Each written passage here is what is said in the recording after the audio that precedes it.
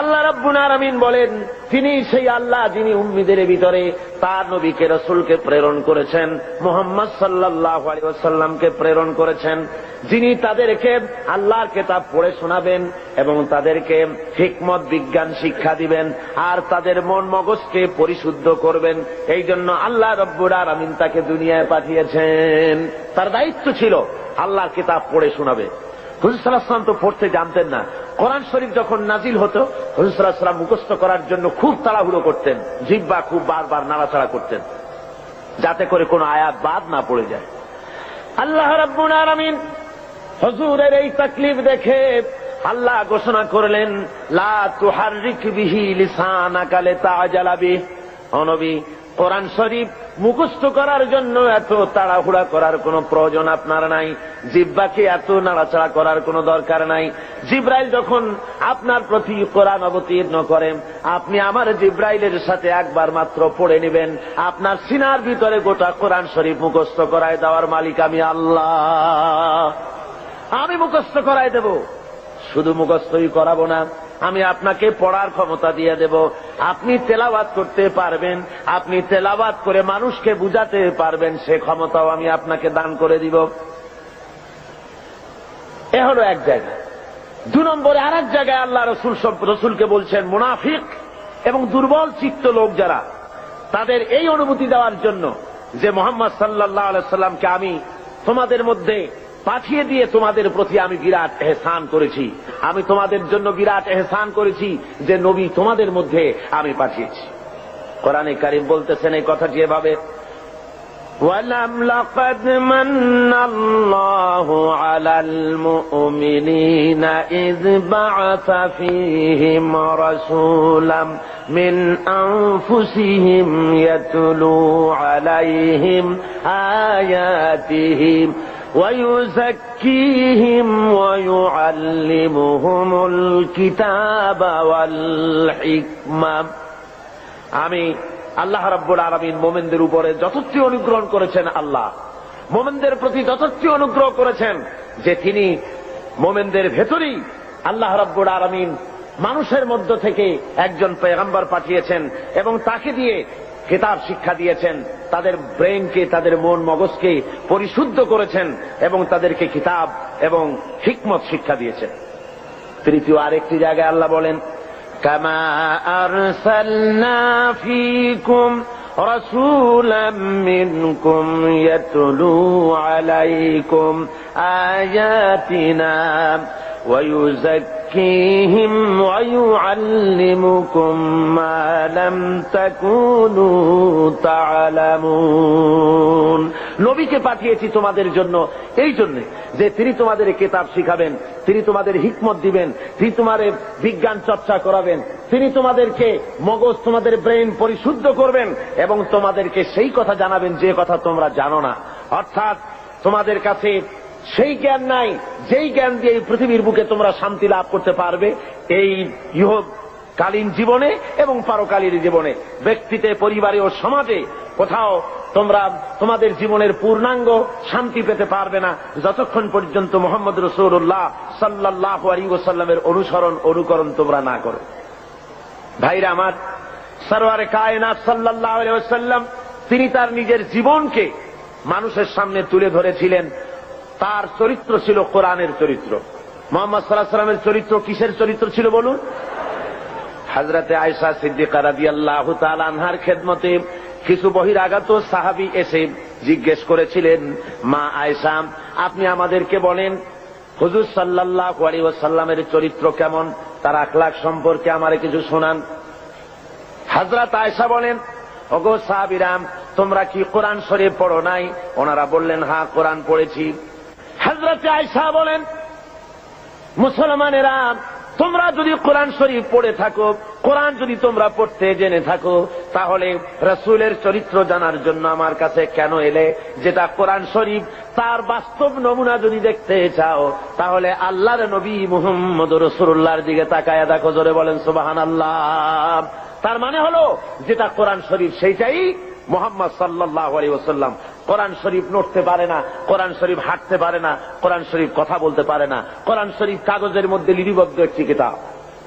কেউ যদি আসল কোরআন দেখতে চায়, কেউ যদি চলমান কোরআন দেখতে চায়, তাহলে সে যেন মুহাম্মদ সাল্লাল্লাহু আলাইহি ওয়াসাল্লামকে দেখে নেয়। আল্লাহর নবীর 23 বছরের জিন্দেগি হলো কোরআনের জিন্দেগি। জোরে বলেন সুবহানাল্লাহ। 30 পারা কোরআন আর নবীর 23 বছরের নবুয়তের জীবন।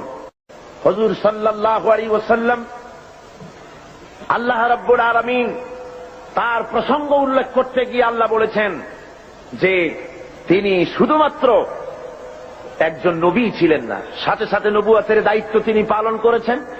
এবং তিনি হারাম এবং হালালের বিধান শুধু কোরআন শরীফেই করা হয়নি, মুহাম্মদ সাল্লাল্লাহু আলাইহি ওয়াসাল্লামকেও পাওয়ার দেওয়া হয়েছে হালাল এবং হারামের বিধান তিনিও নির্ধারণ করার ক্ষমতা আল্লাহ তাকেও দিয়েছেন।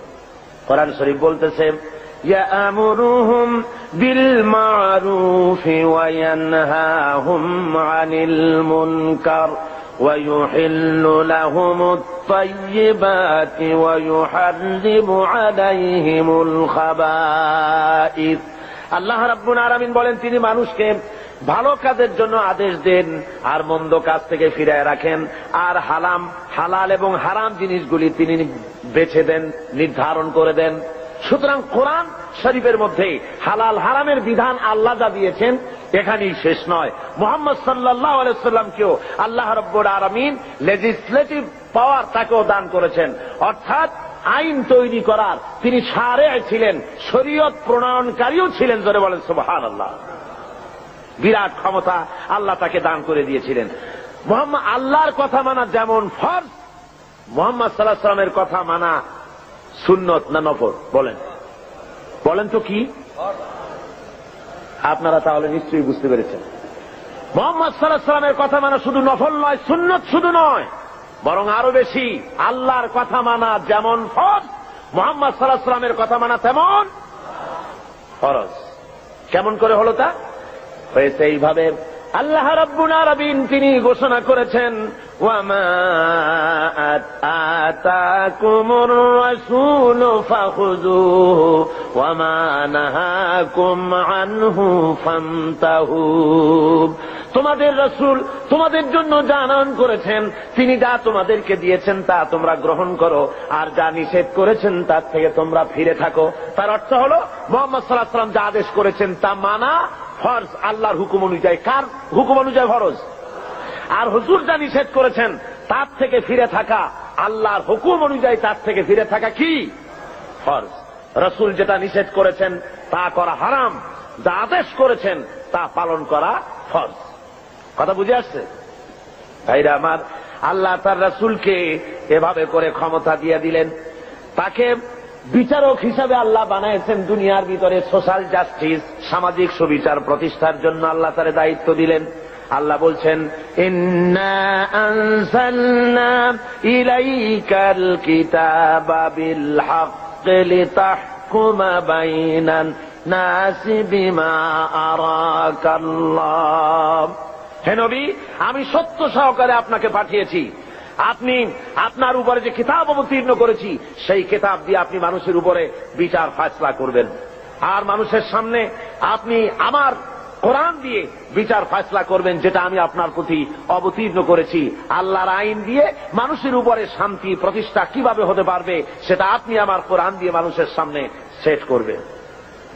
সুতরাং মুহাম্মদ সাল্লাল্লাহু আলাইহি ওয়াসাল্লাম যে ফয়সালা দিয়েছেন, যে আইন দিয়েছেন, মানুষের চলার ব্যাপারে অর্থনীতি, সমাজনীতি, রাজনীতি, এমন কোন ব্যাপার নাই যে ব্যাপারে হুজুর কথা বলেননি। হুজুরের ফয়সালা যদি কেউ না মানে, মুসলমান দাবি করার পর যে ব্যক্তি পড়ল লা ইলাহা ইল্লাল্লাহ, লা ইলাহা ইল্লাল্লাহ, লা ইলাহা ইল্লাল্লাহু মুহাম্মাদুর রাসূলুল্লাহ,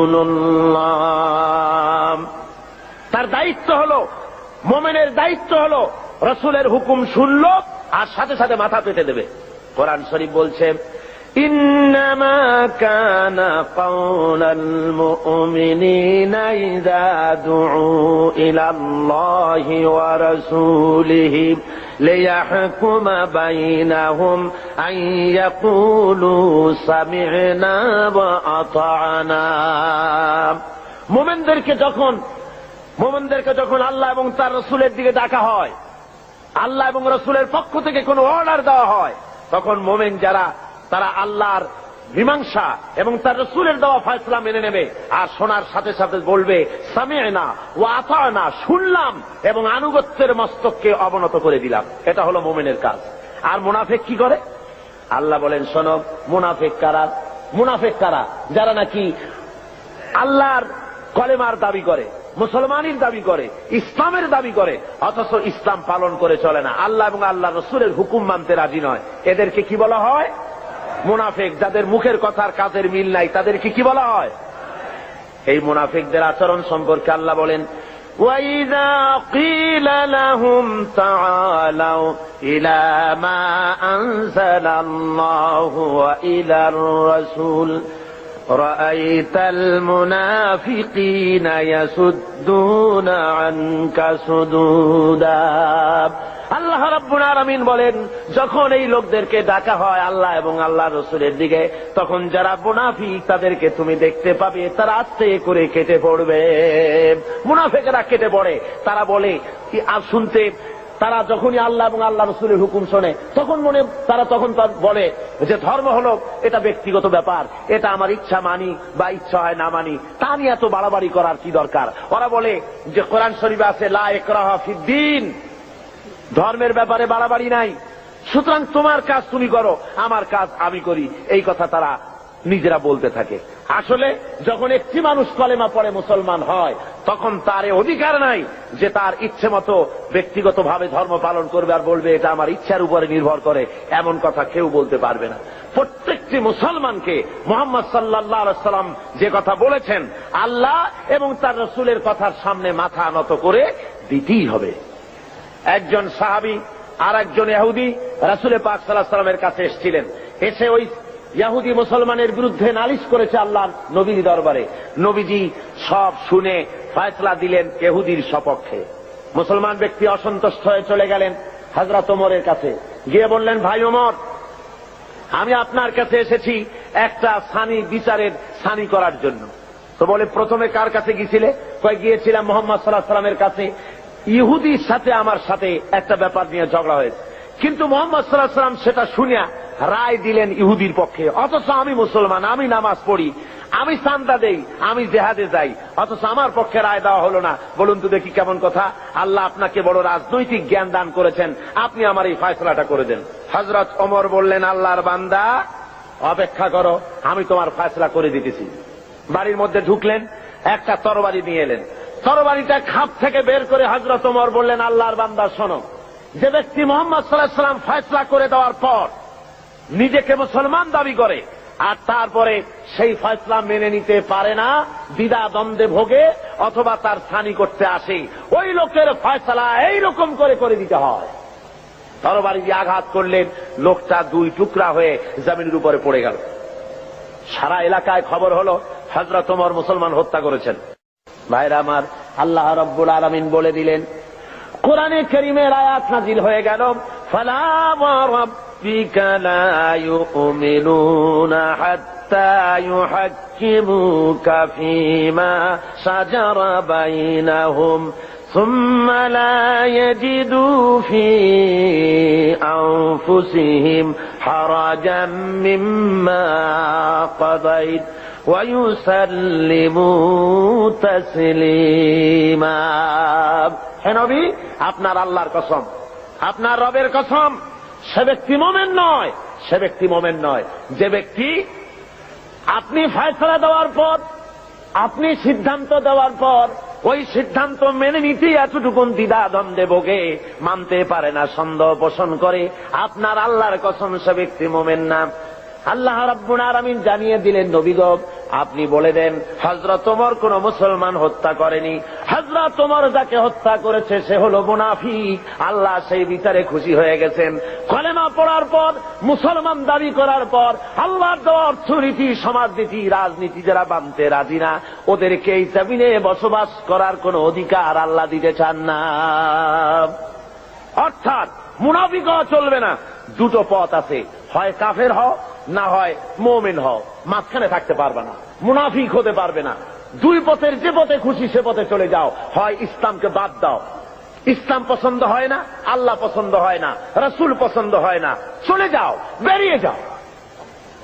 আছে না এমন? আছে না লোকজন ইসলাম ভালো লাগে না, ইসলাম পছন্দ হয় না, আবার তারা বলে কয় যে জনগণের কোমল হৃদয়, তাদেরকে তাদের কোমল ভাব অনুভূতিকে ধর্মের নামে রাজনীতি করে ব্যবহার করা হয়। জনগণের হৃদয় তো কোমল থাকবেই, কোমল হওয়া স্বাভাবিক, নরম হওয়া স্বাভাবিক, যেহেতু জনগণ হলো ইমানদার দিনদার। আর যারাই কথা বলে তারা জেনাকার, মদখোর, বদমাশ, কলিজা কঠিন, তাই কোরআনের আওয়াজ তাদের কলিজায় পৌঁছায় না। ভাইরা আমার, সুতরাং আল্লাহ রাব্বুল আলামিন এই লোকগুলি আল্লাহ সম্পর্কে তাদের কথা হলো যে আল্লাহর আইন, এমনি মুসলমান তারা দাবি করবে কিন্তু কোরআন মানতে রাজি না। কোরআন আল্লাহর কিতাব মানবে কিন্তু কোরআনের আইন মানতে রাজি না, রাসূলের কথা মানতে রাজি না। আল্লাহ রাসূলকে ছেড়ে দিয়ে কার্ল মার্কসের গোলাম হবে, মুহাম্মদ সাল্লাল্লাহু আলাইহি ওয়াসাল্লামকে বাদ দিয়ে লেনিনের গোলাম হবে, পছন্দ হয়, কিন্তু রাসূলের গোলামি পছন্দ হয় না। যদি তাই হয় অবস্থা, তাহলে আল্লাহ নোটিশ দিয়েছেন। কি দিয়েছেন বলুন? কি দিয়েছেন? আল্লাহ রাব্বুল আলামিন বলেন, ইয়া মাশারাল জিন্নি ওয়াল ইনস, হে মানুষেরা আর হে জিনেরা, ইন ইসতাতা'তুম আন তানফুযু মিন আকতারিস সামাওয়াতি ওয়াল আরদ ফানফুযু লা তানফুযুনা ইল্লা বিসুলতান।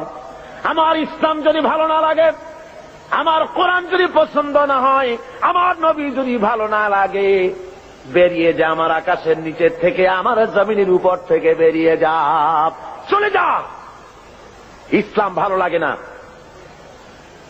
রাসূল ভালো লাগে না, কোরআন ভালো লাগে না, বেরিয়ে যা। এমন দেশে যা, যদি সম্ভব করতে পারো এমন দেশে চলে যাও যেই দেশে আমার সূর্য নাই, যে দেশে আমার চাঁদ নাই, যে দেশে আমার বাতাস নাই, যে দেশে আমার পানি নাই, যে দেশে আমার অক্সিজেন নাই, এমন কোন দেশ যদি পাও সে দেশে চলে যাও। আছে নাকি এমন কোন দেশ? তোমার কার্ল মার্কস যদি পৃথিবী বানিয়ে থাকে কোথাও, সেখানে বেরিয়ে যাও। লেনিন যদি কোন ভূখণ্ড তৈরি করে থাকে, সেখানে চলে যাও। আল্লাহর আকাশের নিচে, আল্লাহর জমিনের উপরে বাস করবা, আল্লাহর দেওয়া পানি খাবা, আল্লাহর বাতাস দিয়ে অক্সিজেন গ্রহণ করবে, আল্লাহর জমিনের ধান খাবে, আল্লাহর গাভীর দুধ খাবে। আর কার্ল মার্কসের গোলামি হতে পারে? যদি বলুন পারে।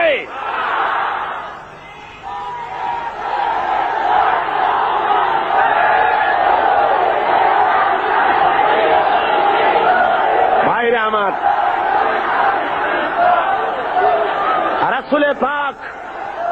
রাসূলে পাক জোরে বলেন সাল্লাল্লাহু আলাইহি ওয়াসাল্লাম স্পষ্টভাবে ঘোষণা করেছেন, লা ইউমিনু আহাদুকুম হাত্তা ইয়াকুনা হাওয়াহু তাবআন লিমা জিতু বিহি।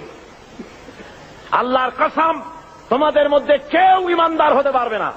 কে বলতেছেন?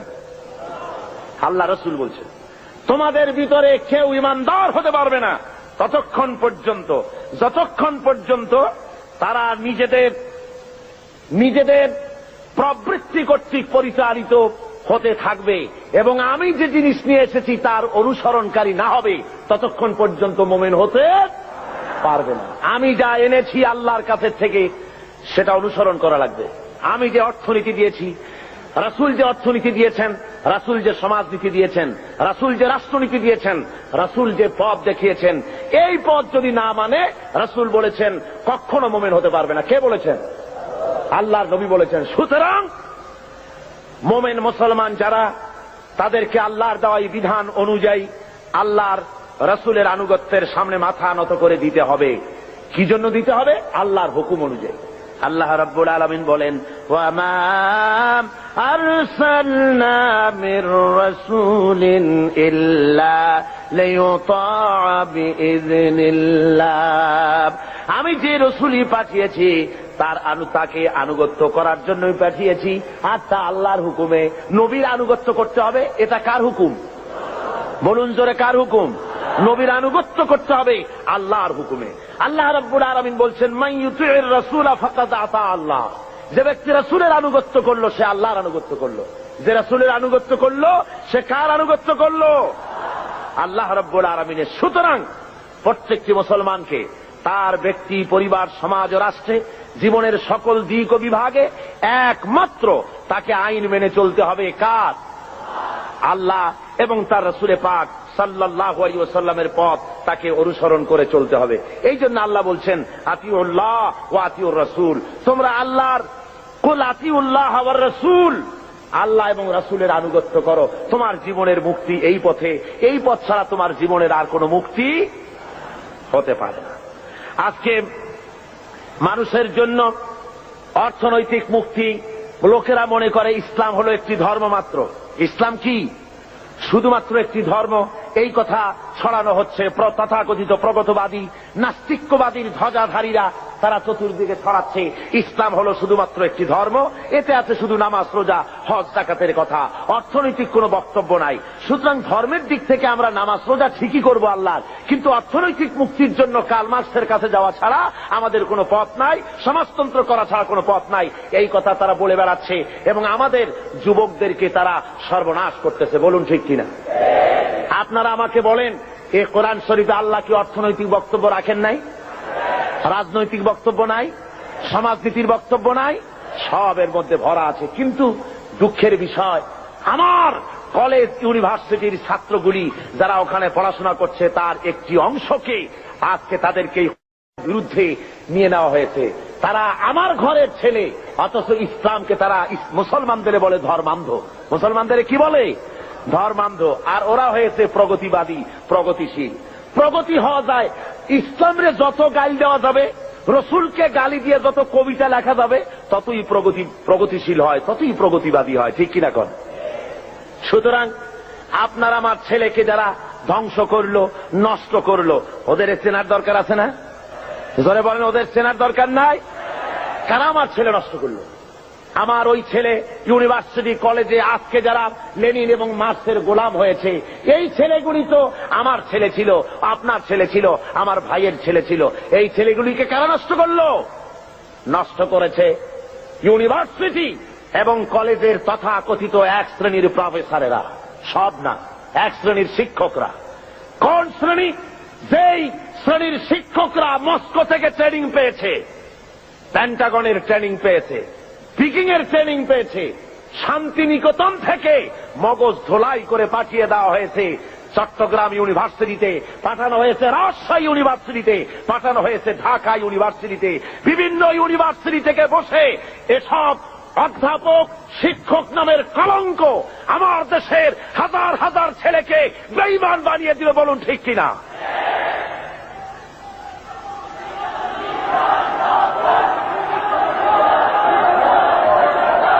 ভাইয়েরা আমার, আজকে আমাদেরকে বুঝতে হবে, ওই ইউনিভার্সিটিগুলিতে যদি কোরআনে কারীম পড়ানো হতো, যদি রাসূলের হাদিস পড়ানো হতো, রাসূলের অর্থনীতি যদি পড়ানো হতো, ছেলেগুলি খারাপ হতো না, সব মুহাম্মদ সাল্লাল্লাহু আলাইহি ওয়াসাল্লামের অনুসারী হয়ে যেত। ঠিক কিনা বলেন? আল্লাহ রাব্বুল আলামিন কোরআনে কারীমের মধ্যে অর্থনীতি দিয়ে ভরপুর করে দিয়েছেন। সমস্ত কথা বলেছেন, শ্রমিকের ব্যাপারে কথা বলেছেন, কৃষকদের ব্যাপারে কথা বলেছেন। পুঁজিবাদকে ইসলাম আশ্রয় দেয়নি, বরং অর্থনৈতিক একটি সামাজিক সুবিচার, একটি সুষম বন্টন নীতির কথা আল্লাহ রাব্বুল আলামিন বলেছেন। এই পৃথিবীর সমস্ত সম্পদের আসল মালিক কে? জোরে বলুন কে? লিল্লাহি মা ফিস সামাওয়াতি ওয়া মা ফিল আরদ। পড়েন সবাই আমার সাথে, লিল্লাহি মা ফিস সামাওয়াতি ওয়া মা ফিল আরদ। আসমান আর জমিনের সবকিছুর একচ্ছত্র মালিকানা হলো আল্লাহর। কিন্তু আল্লাহ রাব্বুল আলামিন ওই মালিক আল্লাহর সম্পদ থেকে কাউকে কাউকে এর মালিক, এর কিছু সময়ের জন্য রক্ষক বানায় দেন, কিছু সময়ের জন্য আমানতদার বানায় দেন। যার কাছে যতটুকু জমি আছে, টাকা আছে, সম্পদ আছে, এগুলি তার কাছে আমানত মাত্র। আল্লাহ কোরআনে কারীমের মধ্যে বলেন, وأنفقوا مما جعلكم مستخلفين فيه। আল্লাহ যেসব ধন সম্পদ তোমাদেরকে দান করেছেন, এর প্রতিনিধি বানাইছেন, তোমরা তার থেকে আল্লাহর রাস্তায় খরচ করো। এর দ্বারা বোঝানো হচ্ছে ধন সম্পদের আসল মালিক আল্লাহ, তোমার কাছে কিছুদিনের জন্য আমানত রাখা হয়েছে। আর ওই ধনীদেরকে বলা হয়েছে ওয়াল্লাযীনা ফী আমওয়ালিহিম হাক্কুম মা'লুমুল লিস-সাইলি ওয়াল মাহরুম। ধনীদের সম্পদের মধ্যে গরিবদের অধিকার আছে। আল্লাহ রাব্বুল আলামিন বলছেন ধনীদেরকে যে গরিবরা তোমার করুণার পাত্র নয়, বরং তোমাদের সম্পদে আছে তাদের অধিকার, সে অধিকার তোমরা আদায় করে দাও।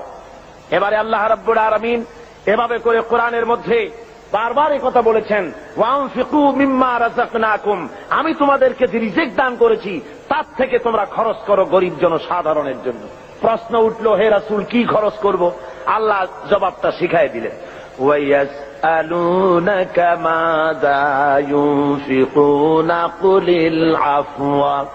আল্লাহ রাব্বুল আলামিন বলেন, নবী হে, আপনাকে প্রশ্ন করা হয় কি খরচ করব, আপনি বলে দেন প্রয়োজনের অতিরিক্ত জিনিস আল্লাহর রাস্তায় খরচ করে দাও, যেটা তোমার কাজে লাগছে না, তোমার ব্যক্তিগত এবং তোমার পরিবারের জন্য রেখে বাকি জিনিসটা তুমি আল্লাহর রাস্তায় মানুষের জন্য, গরিবদের জন্য খরচ করে দাও। তিরমিজি শরীফের হাদিসের মধ্যে এসেছে, আল্লাহ রাসূল বলেছেন মানুষের প্রত্যেকটি আদম সন্তানের খাওয়া পড়া, শিক্ষা, চিকিৎসা, বাসস্থান, এই জিনিসগুলির গ্যারান্টি আল্লাহ রাব্বুল আলামিন দিয়ে থাকেন, ইসলামী সরকার দিয়ে থাকে। ইসলাম অর্থনৈতিক নিরাপত্তার জন্য যেসব ব্যবস্থা গ্রহণ করেছে তার সবচেয়ে বড় কথা হলো সমাজের কর্মক্ষম ব্যক্তি যারা কাজ করতে পারে না তাদের রুজির জন্য তারা পরিশ্রম করবে, যারা কাজ করতে পারে তারা পরিশ্রম করবে, এটা হলো ইসলামের কথা। কোরআনে কারীমের মধ্যে সূরা জুমায় একথা বলা হয়েছে, فَإِذَا قُضِيَتِ الصَّلَاةُ فَانتَشِرُوا فِي الْأَرْضِ وَابْتَغُوا مِنْ فَضْلِ اللَّهِ وَاذْكُرُوا اللَّهَ كَثِيرًا لَعَلَّكُمْ تُفْلِحُونَ। আল্লাহ রাব্বুল আলামিন বলেন, নামাজ পড়া যখন হয়ে গেল, ফাইদা কুদিয়াতিস সালাত ফান্তাশিরু ফিল আরদ, নামাজ পড়া যখন হয়ে গেছে এখন আর ঘুমায় থেকো না, বেরিয়ে যাও, কলে কারখানায়, খেতে খামারে, অফিসে আদালতে কাজ করো। জোরে বলেন সুবহানাল্লাহ। ইসলাম কাজের ট্রেনিং দেয়, বসে থেকো না, নামাজ পড়া হয়েছে বেরিয়ে যাও। হাদিস শরীফে এসেছে, ইযা সাল্লাইতুমুল ফাজরা ফালা তানুমু আন তালবি আরযাকিকুম, যখন ফজরের নামাজ পড়া হয়ে গেল ঘুমায়ও না, ফালা তানুমু, ঘুমায়ও না, বেরিয়ে যাও, কল কারখানা, খেতে খামারে, অফিসে আদালতে উৎপাদন বাড়াও, কাজ করো, নিজের জন্য পরিশ্রম করো, অন্যের জন্য পরিশ্রম করো। হুজুর বলেছেন সেই ব্যক্তির মতো হতভাগ্য আর কেউ নাই যে নিজের জন্য পরিশ্রম করে না, অন্যের জন্য পরিশ্রম করে না, তার মতো হতভাগ্য আর কেউ হতে পারে না। ইসলাম কাজের কথা এভাবে বলেছেন, আর বলেছেন কি, এই কাজটা যখন করবে তখন কিন্তু আমাকে ভুলে যেও না, আমার কথা মনে রেখো। যখন তুমি কাজে বেরোবে, আমার ফাইদা কুদিয়াতিস সালাত ফান্তাশিরু ফিল আরদ ওয়াবতাগু মিন ফাদলিল্লাহ ওয়াযকুরুল্লাহা কাসীরান লাআল্লাকুম তুফলিহুন, যখন তোমরা রুজি তালাশের জন্য বেরোবে তখন আমার জিকির বেশি বেশি করে করবে। কার জিকির? আল্লাহর জিকির। তার মানে এটা নয় যে অফিসে বসে আল্লাহু আল্লাহ করবেন, তারপরে জমিনে গিয়ে আল্লাহু আল্লাহ করবেন মুখে মুখে শুধু, তা না। জিকির মানে স্মরণ। জিকির মানে কি? এর মানে হলো আপনি যখন অফিসে বসবেন, আল্লাহ বলেন এটা তোমার রুজি কামাইয়ের জায়গা, অফিসে বসে যতক্ষণ থাকবে তখন আমাকে স্মরণ করবে। আমি যদি তোমার স্মরণে থাকি তাহলে বাম হাতের ইনকাম করা সম্ভব হবে না। কথা বোঝেন? বাম হাতের ইনকাম এটা আছে নাকি? চিটাগঙ্গে নাই বোধহয়, আছে। ঘুষের টাকা, অবশ্য বাংলাদেশে ঘুষ নাই। বাংলাদেশে ঘুষের প্রচলন আছে নাকি? না না, বাংলাদেশে ঘুষ গেছে বকশিস হইয়া। কয় যে আমার বকশিস দিতে।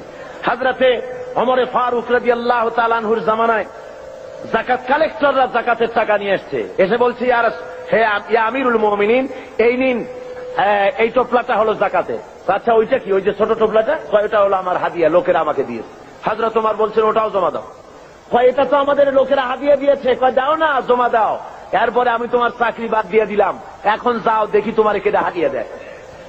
তার মানে ওইটা দিয়েছে তোমার চাকরির জন্য। সুতরাং ঘুষ খাওয়া হলো হারাম। ঘুষ খাওয়া কি হারাম। আল্লাহ রাব্বুল আলামিন বলেন, যখন তুমি কলকারখানায়, খেতে খামারে, অফিসে যখন বসবে, আমার জিকির বেশি করে করবে, আমাকে স্মরণে রাখবে, তাহলে কোন ক্রমে তুমি ঘুষ তোমার বাম হাতের ইনকাম করতে পারবে না। আমার ভয় অন্তঃকরণে তোমার আসবে। এখন যে গভর্নমেন্ট ক্ষমতায় আছেন, এই গভর্নমেন্ট প্রথমে যখন ক্ষমতায় আসেন, এসেই তারা আসবার আগেই ঘোষণা করেছিলেন যে দুর্নীতির বিরুদ্ধে আমরা জিহাদ ঘোষণা করেছি, দুর্নীতির বিরুদ্ধে। এই ঘোষণার পর তারা ক্ষমতা এলেন। এর কদিন পরেই আমার মাহফিল ছিল বাইতুল মোকাররমে। তো ঘোষক সেখানে উপস্থিত, বোঝেন তো কে? তো আমি সেখানে বললাম মোনাজাতের মধ্যে যে আল্লাহ, যারা আজকে দুর্নীতির বিরুদ্ধে জিহাদ ঘোষণা করে ময়দানে এলেন, এরাই যেন কিয়ামতের দিন দুর্নীতির দায় আসামি হয়ে তোমার কাঠগড়ায় না দাঁড়ায়। আবার আজকে দেখা গেল সমাজের অবস্থা, যারা দুর্নীতির বিরুদ্ধে জিহাদ ঘোষণা করে এলেন, দুর্নীতি মনে হয় কোন সমাজের এমন কোন একটি রন্ধ্র নাই যেখানে দুর্নীতি আজ না ঢুকেছে। কি কোন ঠিক কিনা? সমাজের পরতে পরতে, সর্বস্তরে, রন্ধ্রে রন্ধ্রে ঘুষ, অনাচার, ব্যভিচার ঢুকে গিয়েছে। এই জন্য আল্লাহ বলছেন, আমি যদি স্মরণে থাকি তাহলে এই অন্যায় অবিচার করা তোমার পক্ষে সম্ভব হবে না। আল্লাহ রাব্বুল আলামিন এরপরে যারা কাজ করতে পারেন তাদের কি, যারা কাজ করতে পারে না, উপার্জনে অক্ষম যারা, তাদের জন্য আল্লাহ রাব্বুল আলামিনের রাসূল পাক সাল্লাল্লাহু আলাইহি ওয়াসাল্লাম বলেছেন যে যারা কাজ করতে পারে, তারা কর্ম কাজে যারা শক্তি নাই, তাদের প্রয়োজন তারা মিটিয়ে দেবে। ওয়ায়াকফুলু গানিয়ুহুম ফাকিরাহুম, তাদের সমাজের ধনীরা তারা গরিবদের খাবারের বন্দোবস্ত করবে, তাদের অভাব অভিযোগ প্রয়োজনকে মিটিয়ে দেবে। আল্লাহ রাব্বুল আলামিনের নবী বলেন, সেই ব্যক্তি মুমিন নয়, সেই ব্যক্তি মুমিন নয়। তিনবার বললেন। সাহাবায়ে কেরাম জিজ্ঞেস করলেন, ইয়া রাসূলুল্লাহ, কোন ব্যক্তি মুমিন নয়? হুজুর বলেন, যে ব্যক্তি পেট পুরে আহার করার পর ঘুমায় গেল, এই কথা জানার পরে যে তার প্রতিবেশী না খেয়ে আছে, এই কথা জানার পরে যে ঘুমায় গেল। আল্লাহ নবী বলেন, সে যত নামাজি আর যাই কিছু হোক না কেন, আল্লাহর কাছে সে মুমিন বলে চিহ্নিত হতে পারবে না। এর চাইতে উন্নত মানের কথা এই পৃথিবীতে আর কেউ বলতে পেরেছে? বলুন, কি বলেন? আর কেউ বলতে পেরেছে? আর কেউ বলতে পারেনি। রাসূল পাক সাল্লাল্লাহু আলাইহি ওয়াসাল্লাম বলেছেন, আইয়ু রাজুলিন মাতা জিয়ান বাইনা আগনিয়া ফাকাদ বারিয়াত মিনহুম জিম্মাতুল্লাহি ওয়া রাসূলি। আল্লাহর নবী বলেন, কোন ধনাঢ্য এলাকার ভিতরে কোন গরিব মানুষ যদি মারা যায়, কোন মানুষ যদি না খেয়ে মারা যায় কোন ধনাঢ্য এলাকার ভিতরে, তাহলে ওই এলাকার ধনী ব্যক্তিদের সঙ্গে আল্লাহর সাথে এবং তার রাসূলের সাথে কোনো সম্পর্ক থাকবে না, সমস্ত সম্পর্ক বিচ্ছিন্ন হয়ে যাবে। জোরে বলেন নাউযুবিল্লাহ। কোন ধনীদের এলাকায় যদি গরিব না খাইয়া মরে যায়, তাহলে ওই এলাকার ধনীদের সাথে আল্লাহর কোনো সম্পর্ক বাকি থাকবে না। রাসূল পাক সাল্লাল্লাহু আলাইহি ওয়াসাল্লাম একথা স্পষ্ট করে বলেছেন। তাই তো আমরা দেখেছি মুহাম্মদ সাল্লাল্লাহু আলাইহি ওয়াসাল্লাম যখন ক্ষমতায় ছিলেন, হুজুর বলেছেন, অর্থাৎ রাষ্ট্রীয় ক্ষমতায়, হুজুর বলেছেন, খায়রুল কুরুনে কারনি, সর্বশ্রেষ্ঠ যুগ হলো আমার যুগ। জোরে কোন সুবহানাল্লাহ। মানুষ দরজা খুলে ঘুমাবার সুযোগ পেয়েছে, না খেয়ে কেউ মরে নাই। আজকে তো লোকেরা মঞ্চের উপরে দাঁড়ায়, ইলেকশন আসলে পরে কত কায়দার লম্বা জামা গায়ে দেয়, দেখেন না? খদ্দরের জামা একেবারে আমাদের চাইতেও লম্বা জামা, দুই কোনাটা খুব বেশি করে লম্বা, কানাটা ফাড়া। এরপরে মঞ্চে এসে সুন্দর করে বলে, এবার যদি একবার চাইতে পারি ক্ষমতায়, না খাইয়া কেউ মরবে না, কিন্তু কি খাইয়া যে মরবে তাও তারা বলে না। ভাইরা আমার, মানুষেরা বুঝতে পারে না, আর এদের পেছনে দৌড়াতে থাকে। রাসূল পাক সাল্লাল্লাহু আলাইহি ওয়াসাল্লাম ইসলামী বিধানের মাধ্যমে মানুষের খাওয়া পড়ার, শিক্ষা, চিকিৎসা, বাসস্থানের গ্যারান্টি দিয়েছিলেন। রাসূল দুনিয়া থেকে বিদায় হলেন। হযরতে আবু বকর, হযরত ওমর, হযরত উসমান, হযরত আলী রিদওয়ানুল্লাহ তাআলা আলাইহিম আজমাইন দুনিয়ার বুকে শাসন করেছেন, পৃথিবীকে দেখায়েছেন রাষ্ট্র কেমনে চালায়। নিজেরা না খেয়ে জনগণকে খাবারের বন্দোবস্ত করেছেন। হযরত ওমর ফারুক রাদিয়াল্লাহু তাআলা আনহু তো রাতের আধারে ঘুরে ঘুরে বেড়াতেন, কে খেয়েছে, কে না খেয়ে আছে, কার বাড়ি অসুখ, কার বাড়ি ভালো, কি অবস্থা, এগুলি রাসূল পাক সাল্লাল্লাহু আলাইহি ওয়াসাল্লামের সাহাবী হযরত ওমর দেখতেন। মানুষের চাপ আর কিছু না। আমি আর ওদিকে লক্ষ্য করবেন, এদিকে লক্ষ্য করেন। আমি তো আপনাদের নিয়ে জিহাদের ময়দানে যাব। কোথায় যাব? তো এই রকমের একটা আওয়াজ শুনে যদি মানুষের চিল্লানি আওয়াজ শুনে যদি ওদিক ফিরে তাকান, তাহলে আপনাদের নিয়ে জিহাদের ময়দানে যাওয়া যাবে? কি বলেন? সাহসী হতে হবে, দুর্জয় সাহসী হতে হবে। এখানে আর কিচ্ছু নাই, মানুষের বসা ছাড়া আর কোনো কিছু হওয়া সম্ভব নয়, যেহেতু এটা কোরআনের মাহফিল। কিসের মাহফিল? জোরে বলেন, কিসের মাহফিল? সুতরাং লোকেরা বসতে জায়গা পাচ্ছে না বলে প্রচন্ড ভিড়ে মানুষের অসুবিধা হচ্ছে, আর কিছুই না। আপনারা লক্ষ্য করুন, হযরত ওমর ফারুক রাদিয়াল্লাহু তাআলা আনহু রাষ্ট্রপ্রধান, আর রাসূল এমন রাষ্ট্রপ্রধান বানিয়েছিলেন, একদিকে রাষ্ট্রের প্রধান আর একদিকে মসজিদের ইমাম। জোরে বলেন সুবহানাল্লাহ। রাষ্ট্রপ্রধান যিনি হবেন, সেই এলাকার সবচাইতে বড় মসজিদে ইমামতিও তাকে করতে হবে, সে যোগ্যতা থাকা লাগবে। আমাদের দেশে রাষ্ট্রপ্রধান যত আসছেন, যদি শোনা যায় যে উনি আজকে বাইতুল মোকাররমে ইমামতি করবেন, মুসল্লি পাওয়া যাবে একটাও? কি বলেন, পাওয়া যাবে নাকি? হসপিটালের রুগীরা যদি শোনে যে ডাক্তার নাই, ইঞ্জিনিয়াররা আসছে চিকিৎসা করার জন্য, রুগী থাকবে একটাও? পাও ভাঙ্গা রুগীও হসপিটালের জানালা ভাঙ্গে বাইরে পড়বে ভয়তে, যে কোন জায়গার ইঞ্জেকশন কোথায় করে তার তো ঠিক নেই। সুতরাং লোকেরা বলবে, আল্লাহ এমন প্রেসিডেন্টের পিছনে নামাজ পড়া থেকে আমাকে রক্ষা করো, আমাদের বাঁচাও। রাসূল বানিয়েছিলেন এমন, যিনি হবেন রাষ্ট্রপ্রধান, তিনি হবেন মসজিদের কি ইমাম, তিনি অর্থনীতির ইমাম, তিনি গোটা দেশের ইমাম। একদিকে ইমাম, আর একদিকে স্পিরিচুয়াল ওয়ার্ল্ড, অর্থাৎ আধ্যাত্মিক জগৎ, ইলমে মারফতের শৈল শিখরে আল্লাহ তাকে আরোহণ করিয়েছেন হযরত ওমর। হযরত আলী রাদিয়াল্লাহু তাআলা আনহু, হযরত ওমর ফারুক রাদিয়াল্লাহু তাআলা আনহুর জামানায় খেলাফতের আমলে তিনি স্বপ্নে দেখছেন যেন মুহাম্মদ সাল্লাল্লাহু আলাইহি ওয়াসাল্লামের পেছনে তিনি ফজরের নামাজ আদায় করছেন মসজিদে নববীতে। নামাজ শেষ হয়ে যাওয়ার পর হযরত আলী রাদিয়াল্লাহু তাআলা আনহু তিনি দেখলেন যে মসজিদের দরজা থেকে একজন বুড়ি প্রবেশ করলো একটা পাত্র নিয়ে। রাসূলের কাছে এসে বলছেন, ইয়া রাসূলুল্লাহ, এই পাত্র ভরা খোরমা আমার বাগানের, আপনি খান, সাহাবায়ে কেরামদের মধ্যে ভাগ করে দেন। রাসূল জিজ্ঞেস করলেন, পাত্রটা নিয়া মিয়া তোমার নাম কি? বলছে, আমার নাম জুবায়ের। নাও 5টা তোমার নাম, আমার নাম সাঈদ। নাও 7টা তোমার নাম, জাবের। নাও 3টা তোমার নাম, আমার নাম আবু সাঈদ খুদরি। নাও 6টা। এভাবে ভাগ করতেছেন। দিতে দিতে সর্বশেষ হযরত আলী, হুজুর বলছেন তুমি কে? হযরত আলী বলেন, হুজুর আমি তো আলী। নাও 1টা। হযরত আলী হুজুরের কাছের থেকে খোরমা নিয়ে নিজের মুখের মধ্যে দিয়ে চিবোচ্ছেন। হযরত আলী স্বপ্নের ভিতরে রাসূলের দেওয়া খুরমার দানা মুখের ভিতরে দিয়ে চিবোচ্ছেন। এমন সময় কানের মধ্যে আজানের আওয়াজ চলে গেল, ফজরের আজানের, আসসালাতু খায়রুম মিনান নাওম। হযরত আলীর ঘুম ভেঙে গেল। তিনি ঘুমের থেকে জেগেছেন ঠিকই, কিন্তু মুখের ভিতরে রাসূলের দেওয়া খুরমার স্বাদ তার মুখের মধ্যে তখনও বিরাজমান। আল্লাহর নবীর জান্নাতি সুগ্রাণ তখনও হযরত আলীর ঘরের মধ্যে তখনও রয়েছে।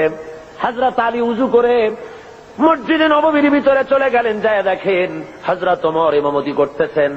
নামাজ শেষে ওমর যখন পিছনে ফিরেছেন, হযরত আলী দেখেন মসজিদের ভিতরে একজন লোক ঢুকলো। মসজিদের ভিতরে একজন বুড়ি ঢুকলেন, হাতে একটা পাত্র নিয়ে এসে বলছেন, হে আমার আমিরুল মুমিনিন, এটা আমার বাগানের, আপনি নিজে খান আর রাসূলের সাহাবীদের মধ্যে ভাগ করে। হযরত ওমর ফারুক রাদিয়াল্লাহু তাআলা আনহু খোরমার পাত্র হাতে নিয়ে বলছেন, তোমার নাম কি? কয় অমুক না ওই কয়টা। তোমার নাম কি? অমুক নয় ওই কয়টা। দিতে দিতে হযরত আলীর বেলায় বলেন, আলী তুমি কে? কয় আমি তো আলী। কয় তুমি নাও 1টা। হযরত আলী বলেন, ভাই ওমর, তোমার কাছে তো খুরমা আরো আছে পাত্রে দেখা যায়, আমার ঘরে ছেলে পেলে আছে, দিলে তো তুমি আরো দিতে পারো, আমার 1টা কেন দিলে? একাধিক দাও না কেন? হযরত ওমর বলেন, ওরে আলী, বিগত রজনীতে স্বপ্নের ভিতরে যদি নবী মুহাম্মদ রাসূলুল্লাহ সাল্লাল্লাহু আলাইহি ওয়াসাল্লাম তোমারে একাধিক খুরমা দিতেন, আমি ওমরও তোমাকে একাধিক খুরমা দিয়া দিতাম। কেমন রাষ্ট্রপ্রধান! আমিরুল মুমিনিন হযরত ওমর ফারুক রাদিয়াল্লাহু তাআলা আনহু। মানুষের একদিকে আমিরুল মুমিনিন রাষ্ট্রপ্রধান, আর একদিকে দুয়ারে দুয়ারে ঘুরে বেড়াচ্ছেন, কে খেতে পারতেছে কে খেতে পারতেছে না, সব ঘুরে ঘুরে তিনি দেখতেছেন। একবার তিনি এক মুসলমান বাহিনী, ইসলামী বাহিনী যুদ্ধ করতে গেছে, জিহাদের ময়দান থেকে ফিরে আসতেছে তারা। তিনি খবর নেওয়ার জন্য এগিয়ে গেলেন, খবর নেওয়ার জন্য এগিয়ে গিয়েছেন। প্রতিমধ্যে এক বুড়ির সঙ্গে দেখা। বুড়ি জিজ্ঞেস করেন, ভাই মিয়া, তুমি কি জানো হযরত ওমর কোথায় গেছে? হযরত ওমর পথে নিজের পরিচয় দেওয়া সঠিক মনে করলেন না। তিনি বললেন যে ওমর এই দিকে গেছে, নিজের দিকে দেখালেন। বুড়ি মনে করছে ওই দিকে গেছে। হযরতে ওমরের কথার পর বুড়ি বলছে, পথিক তুমি কি জানো ওমর কেমন আছে? কয় হ্যাঁ জানি তো, ভালো আছে। কয় তুমি তো বলছো ভালো আছে, আমি বলি ওমর নিপাত যাক। হযরত ওমর বললেন, মা তা কেন? কয় যে আমি আজকে 3-4 দিন পর্যন্ত বাইরের থেকে এসেছি, আমি মদিনার লোক না, তো আমি এখানে আছি, খলিফার কাছেও যেতে পারি না, আর আমিও আমার খাবার ঠিক মতো পাই না। সেই জন্য অসন্তুষ্ট হয়েছি যে তিনি বলেছেন ফোরাতের কূলে যদি একটি ছাগল, একটি কুত্তাও যদি মারা যায় না খাইয়া, আমি ওমর দায়ী হব। তা আমি তো মানুষ, আমি তো খাবার পেলাম না, সেই জন্য আমি অসন্তুষ্ট হয়েছি। তারপরে হযরত ওমর বলছেন, বুড়িমা তুমি ওমরের উপরে খুব নারাজ হয়েছে দেখা যায়। তো হযরত ওমর তো খুব ব্যস্ত, যুদ্ধ চলতেছে বাইরে, আর সমস্ত জিনিস নিয়ে তিনি খুব ব্যতিব্যস্ত আছেন, তা তুমি কি হলে ওমরের প্রতি খুশি হও? বুড়ি বলছে, তোমাকে তো খুব ওমর ভক্ত লোক বলে মনে হয়, তা দাও তো দেখি আমাকে এতগুলো দিনার, তাহলে আমি খুশি হই। হযরত ওমর পকেটে হাত দিয়েছেন সে পয়সাগুলি বের করার জন্য। এমন সময় যে এলাকায় মুসলমানেরা যুদ্ধ করতে গিয়েছিলেন, সেই এলাকা থেকে তারা ফিরে এসে প্রতিমধ্যে হযরত ওমরকে দেখে বলছেন, আমিরুল মুমিনিন খলিফাতুল মুসলিমিন, আল্লাহর শুকর যে আল্লাহ আমাদেরকে জয়ী করেছেন। শুনে বুড়ি যখন শুনল যে আমিরুল মুমিনিন, সে ভয়তে থরথর করছে, সর্বনাশ, হযরত ওমরের সামনে আমি বলছি যে ওমর নিপাত যাক। বুড়ি তখন করজোরে বলছে, আমিরুল মুমিনিন আমি বুঝতেই পারি নাই, ভুল করেছি, আপনার সামনে আপনার নিপাত কামনা করেছি, আমি বুঝি নাই, আমারে আল্লাহর রাস্তে মাফ করে দেন। হযরত ওমর বলেন, বুড়ি মাফ করা লাগবে না আমার, উল্টা মাফ চেও না, বরং আমি মাফ চাই। তুমি বলার আগে আমি যে তোমার ক্ষুধার খবর নিতে পারি নাই, এই জন্য তুমি কিয়ামতের ময়দানে আল্লাহর দরবারে আমারে তুমি আসামি বানাইও না। ইসলাম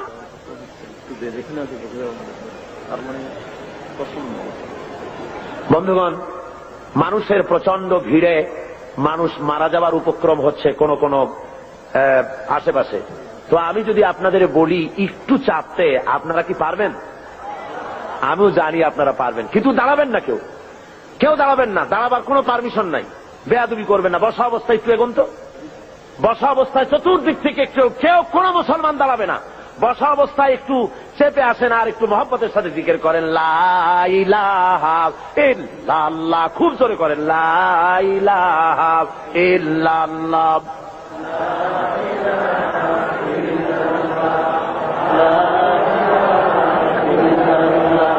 লা ইলাহা ইল্লাল্লাহ, লা ইলাহা ইল্লাল্লাহ, লা ইলাহা ইল্লাল্লাহ, লা ইলাহা। আরো জোরে করুন,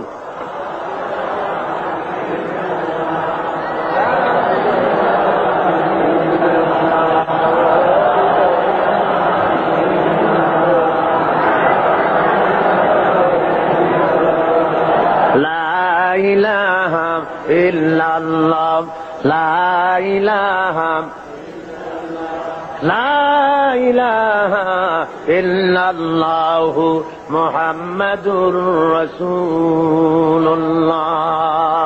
ভাইরা আমার, ইসলাম যাকাতের মাধ্যমে এবং পারস্পরিক দানের মাধ্যমে মানুষের দরিদ্রতা দূর করার ব্যবস্থা করেছে। হযরত ওমর ইবনে আব্দুল আজিজ রাহমাতুল্লাহ আলাইহির যুগে বাজারে বাজারে শহরাত করা হতো, যাকাত কে নেবে, যাকাত কে নেবে, একটা লোক যাকাত নেব আমি, এইরকম লোক পাওয়া যায় নাই। জোরে কোন সুবহানাল্লাহ, লোক পাওয়া যায় না। হযরত ওমর ইবনে আব্দুল আজিজ রাহমাতুল্লাহ আলাইহির জামানায় একটা লোক অনেকগুলি যাকাতের সদকার টাকা নিয়ে ঘুরতেছেন, কারে দেবে, গরিব তালাশ করতেছে। তালাশ করতে করতে 3 দিন হয়ে গেছে, পায়নি। শেষ পর্যন্ত মরুদ্যানের ভেতরে বসে ঝিমোচ্ছে। এমন সময় দেখে যে আর একটা লোক সেখানে আসছে, গায়ের জামা কাপড় ময়লা, বিরাট একটা গাচ্ছি। তারে বলছে, আসসালামু আলাইকুম ভাই, আল্লাহর মেহেরবানি আপনারে পাইয়া গেছি, আমি আজকে 3 দিন পর্যন্ত সদকার টাকা নিয়ে ঘুরতেছি, কারে দেবো কোনো লোক পাই না, আপনার মতো একটা গরিব লোক পাইয়া গেছি, আপনি দয়া করে আমার টাকাগুলি নিয়ে আমারে বাঁচা। ওই লোকটা বলছে, মিয়া তোমার মাথায় স্ক্রু ঢিলা টিলা নাকি? তুমি কি মনে করছো আমার ওই টোপলার মধ্যে ছেঁড়া খাতা? আমার টোপলার তোমার ওর মধ্যে কয় টাকা? কয় যে এত। তা আমারটা গুনিয়ে দেখো, তোমারটা চাইতে অনেক বেশি। তুমি ঘুরছো 3 দিন, আমি ঘুরেছি 1 সপ্তাহ। পুরা এলাকায় 70 টাকা নিতে পারে এমন গরিব খুঁজা পাইলাম না। জোরে বলেন সুবহানাল্লাহ, জোরে বলেন সুবহানাল্লাহ। এটা কিসের বরকতে হয়েছে? ইসলামের বরকতে। জোরে বলেন কিসের বরকতে? ইসলামের বরকতে। আল্লাহ রাব্বুল আলামিনের হাবিব বলেন, তুখাযু মিন আগনিয়াইহিম ওয়া তুরাদ্দু আলা ফুকারাইহিম। ধনীদের কাছ থেকে যাকাত নাও আর গরিবদের কাছে দিয়ে দাও। যদি যাকাত দিতে কেউ অস্বীকার করে তাহলে হাফেজ ইবনে হাজার আসকালানী রাহমাতুল্লাহ আলাইহি তিনি বুখারী শরহ ফাথুল বারীর মধ্যে তিনি লিখেছেন, ফামানিম তানিয়া উখিযাত বিহি উখিযাত মিনহু কাহরান। অর্থাৎ যদি কেউ যাকাত দিতে গভর্নমেন্টের হাতে অস্বীকার করে, জবরদস্তি করে তার কাছ থেকে যাকাত আদায় করে নাও। যাকাত দিতেই হবে বাই হুক এন্ড ক্রুক, গভর্নমেন্টের হাতে। তাই বলে এই বর্তমান হাজী সাহেব গভর্নমেন্টের হাতে না। বর্তমান গভর্নমেন্ট আইন করেছেন, যাকাত বোর্ড গঠন করেছেন। আমি প্রেসিডেন্টের সামনে বলেছি, সেই গভর্নমেন্টের হক নাই, অধিকার নাই যাকাত আদায় করার, যে গভর্নমেন্ট নামাজ কায়েম করে না। আল্লাযীনা ইম্মাক্কান্নাহুম ফিল আরদ আকামুস সালাত ওয়া আতাউজ যাকাত ওয়া আমারু বিল মা'রুফ ওয়া নাহাউ আনিল মুনকার। আল্লাহ রাব্বুল আলামিন বলেন, আমি যদি মানুষকে মুমিনদেরকে যদি ক্ষমতায় দেই 4খানা কাজ করবে। কয়খানা বলুন? মুমিন ব্যক্তিদের যদি আমি ক্ষমতা দেই 4টা কাজ করবে। প্রথম কাজ হলো, প্রথম নম্বরে নামাজ আদায় করবে, নামাজ কায়েম করবে, নামাজ প্রতিষ্ঠা করবে। অর্ডার দিয়ে দিবে নামাজ পড়তে হবে বাধ্যতামূলক। কোন অফিসার, কোন স্কুল, কোন কলেজ, কোন ইউনিভার্সিটি নামাজের অর্থে চলতে পারবে না। নামাজের সময় বন্ধ করে দিতে হবে, বা জামাত নামাজ আদায় করবে মুসলমান, তারপরে আবার কাজ শুরু করবে। অর্ডার হবে গভর্নমেন্টের পক্ষ থেকে, নামাজ পড়তেই হবে, আল্লাহর হুকুম। অনেকে বলে, কয় হুজুর শুধু তো একটু নামাজ পড়ি না, নইলে আমি লোকটা আসলে খারাপ না। দান সৎকা করি, রোটারি, লায়ন্স, অ্যাপেক্স, লিও, তারপরে ফ্রিমেসন, এই ধরনের অনেক সংগঠনের সাথে থাকে, চক্ষু শিবির করি, চোখ ভালো করে দিই, খাবার দিই, শীতবস্ত্র দেই, আমি লোক খারাপ না। শুধু যা নামাজ পড়ি না তাই বলে আমার ইমান নষ্ট হলো নাকি? আমি বলি, মিয়া ইমানই তো নাই, তার নষ্ট হবে কি? ইমান থাকার জন্য নামাজ জরুরি। যার নামাজ নাই, লা দীনা লিমান লা সালাত লাহু। যার কাছে নামাজ নাই তার কাছে ইমান নাই। সুতরাং নামাজ হল দিনের খুঁটি, ইমাদুদ্দিন, দিনের পিলার। পিলার নাই তো আপনার ছাদ হবে কেমনে, ঘর বাড়ি হবে কেমনে? হইতে পারে? পিলার ছাড়া ঘর বাড়ি হয়? হতে পারে না। সুতরাং নামাজ প্রতিষ্ঠা যে গভর্নমেন্ট করে না, ভালো কাজের আদেশ করা এবং অন্যায়ের প্রতিরোধ যে করে না, তার সেই গভর্নমেন্টের অধিকার নাই যাকাত বোর্ড গঠন করে যাকাত আদায় করা। জোরে বলেন, অধিকার আছে? কোন অধিকার নাই। ভালো কাজের আদেশ করা তো দূরের কথা, অন্যায়ের প্রতিরোধ তো দূরের কথা।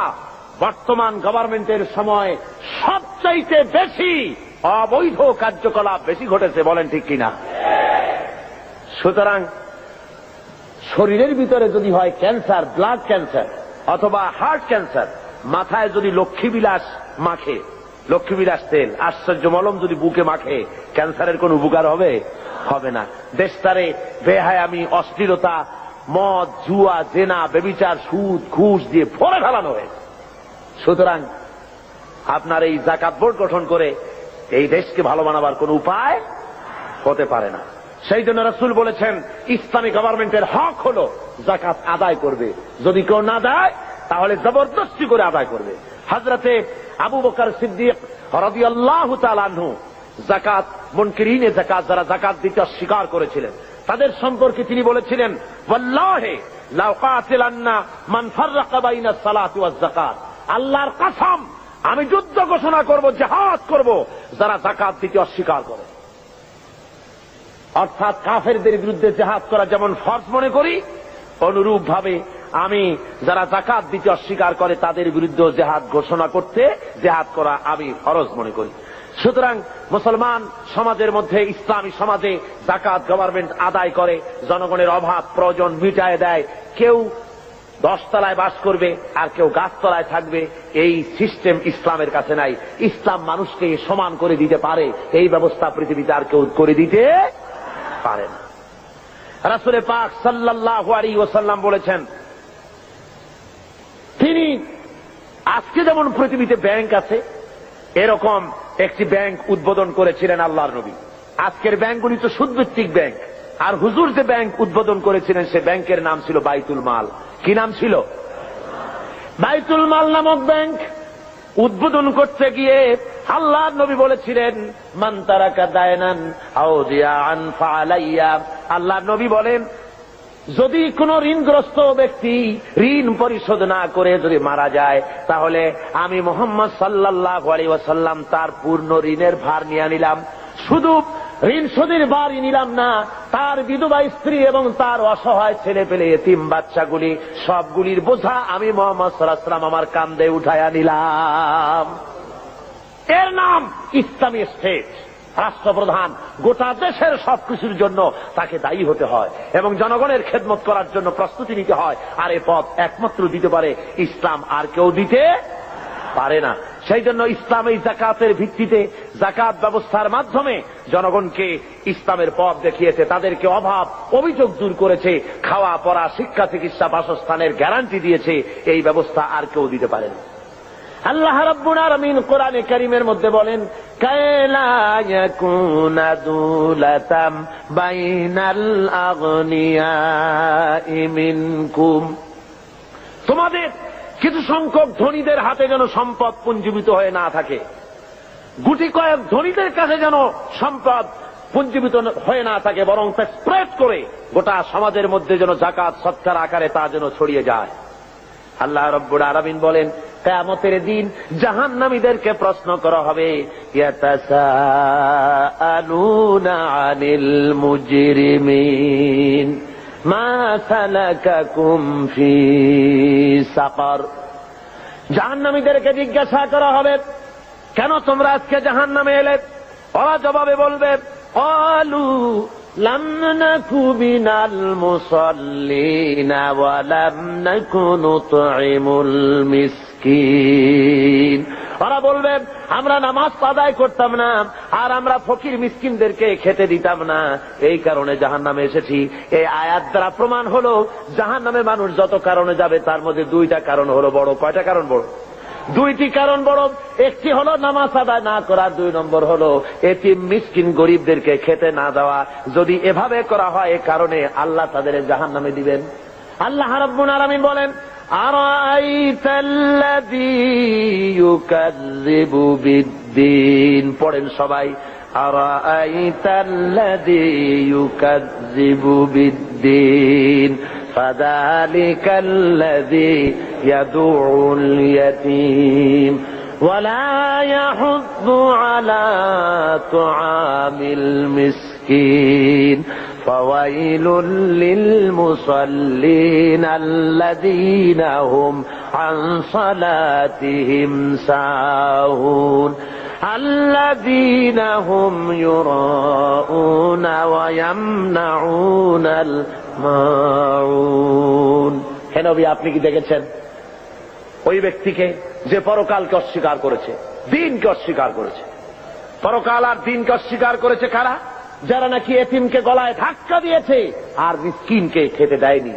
এতিমের গলায় ধাক্কা মারা আর মিসকিনকে খেতে না দেওয়া পরকালকে অস্বীকার করার শামিল। জোরে বলেন সুবহানাল্লাহ।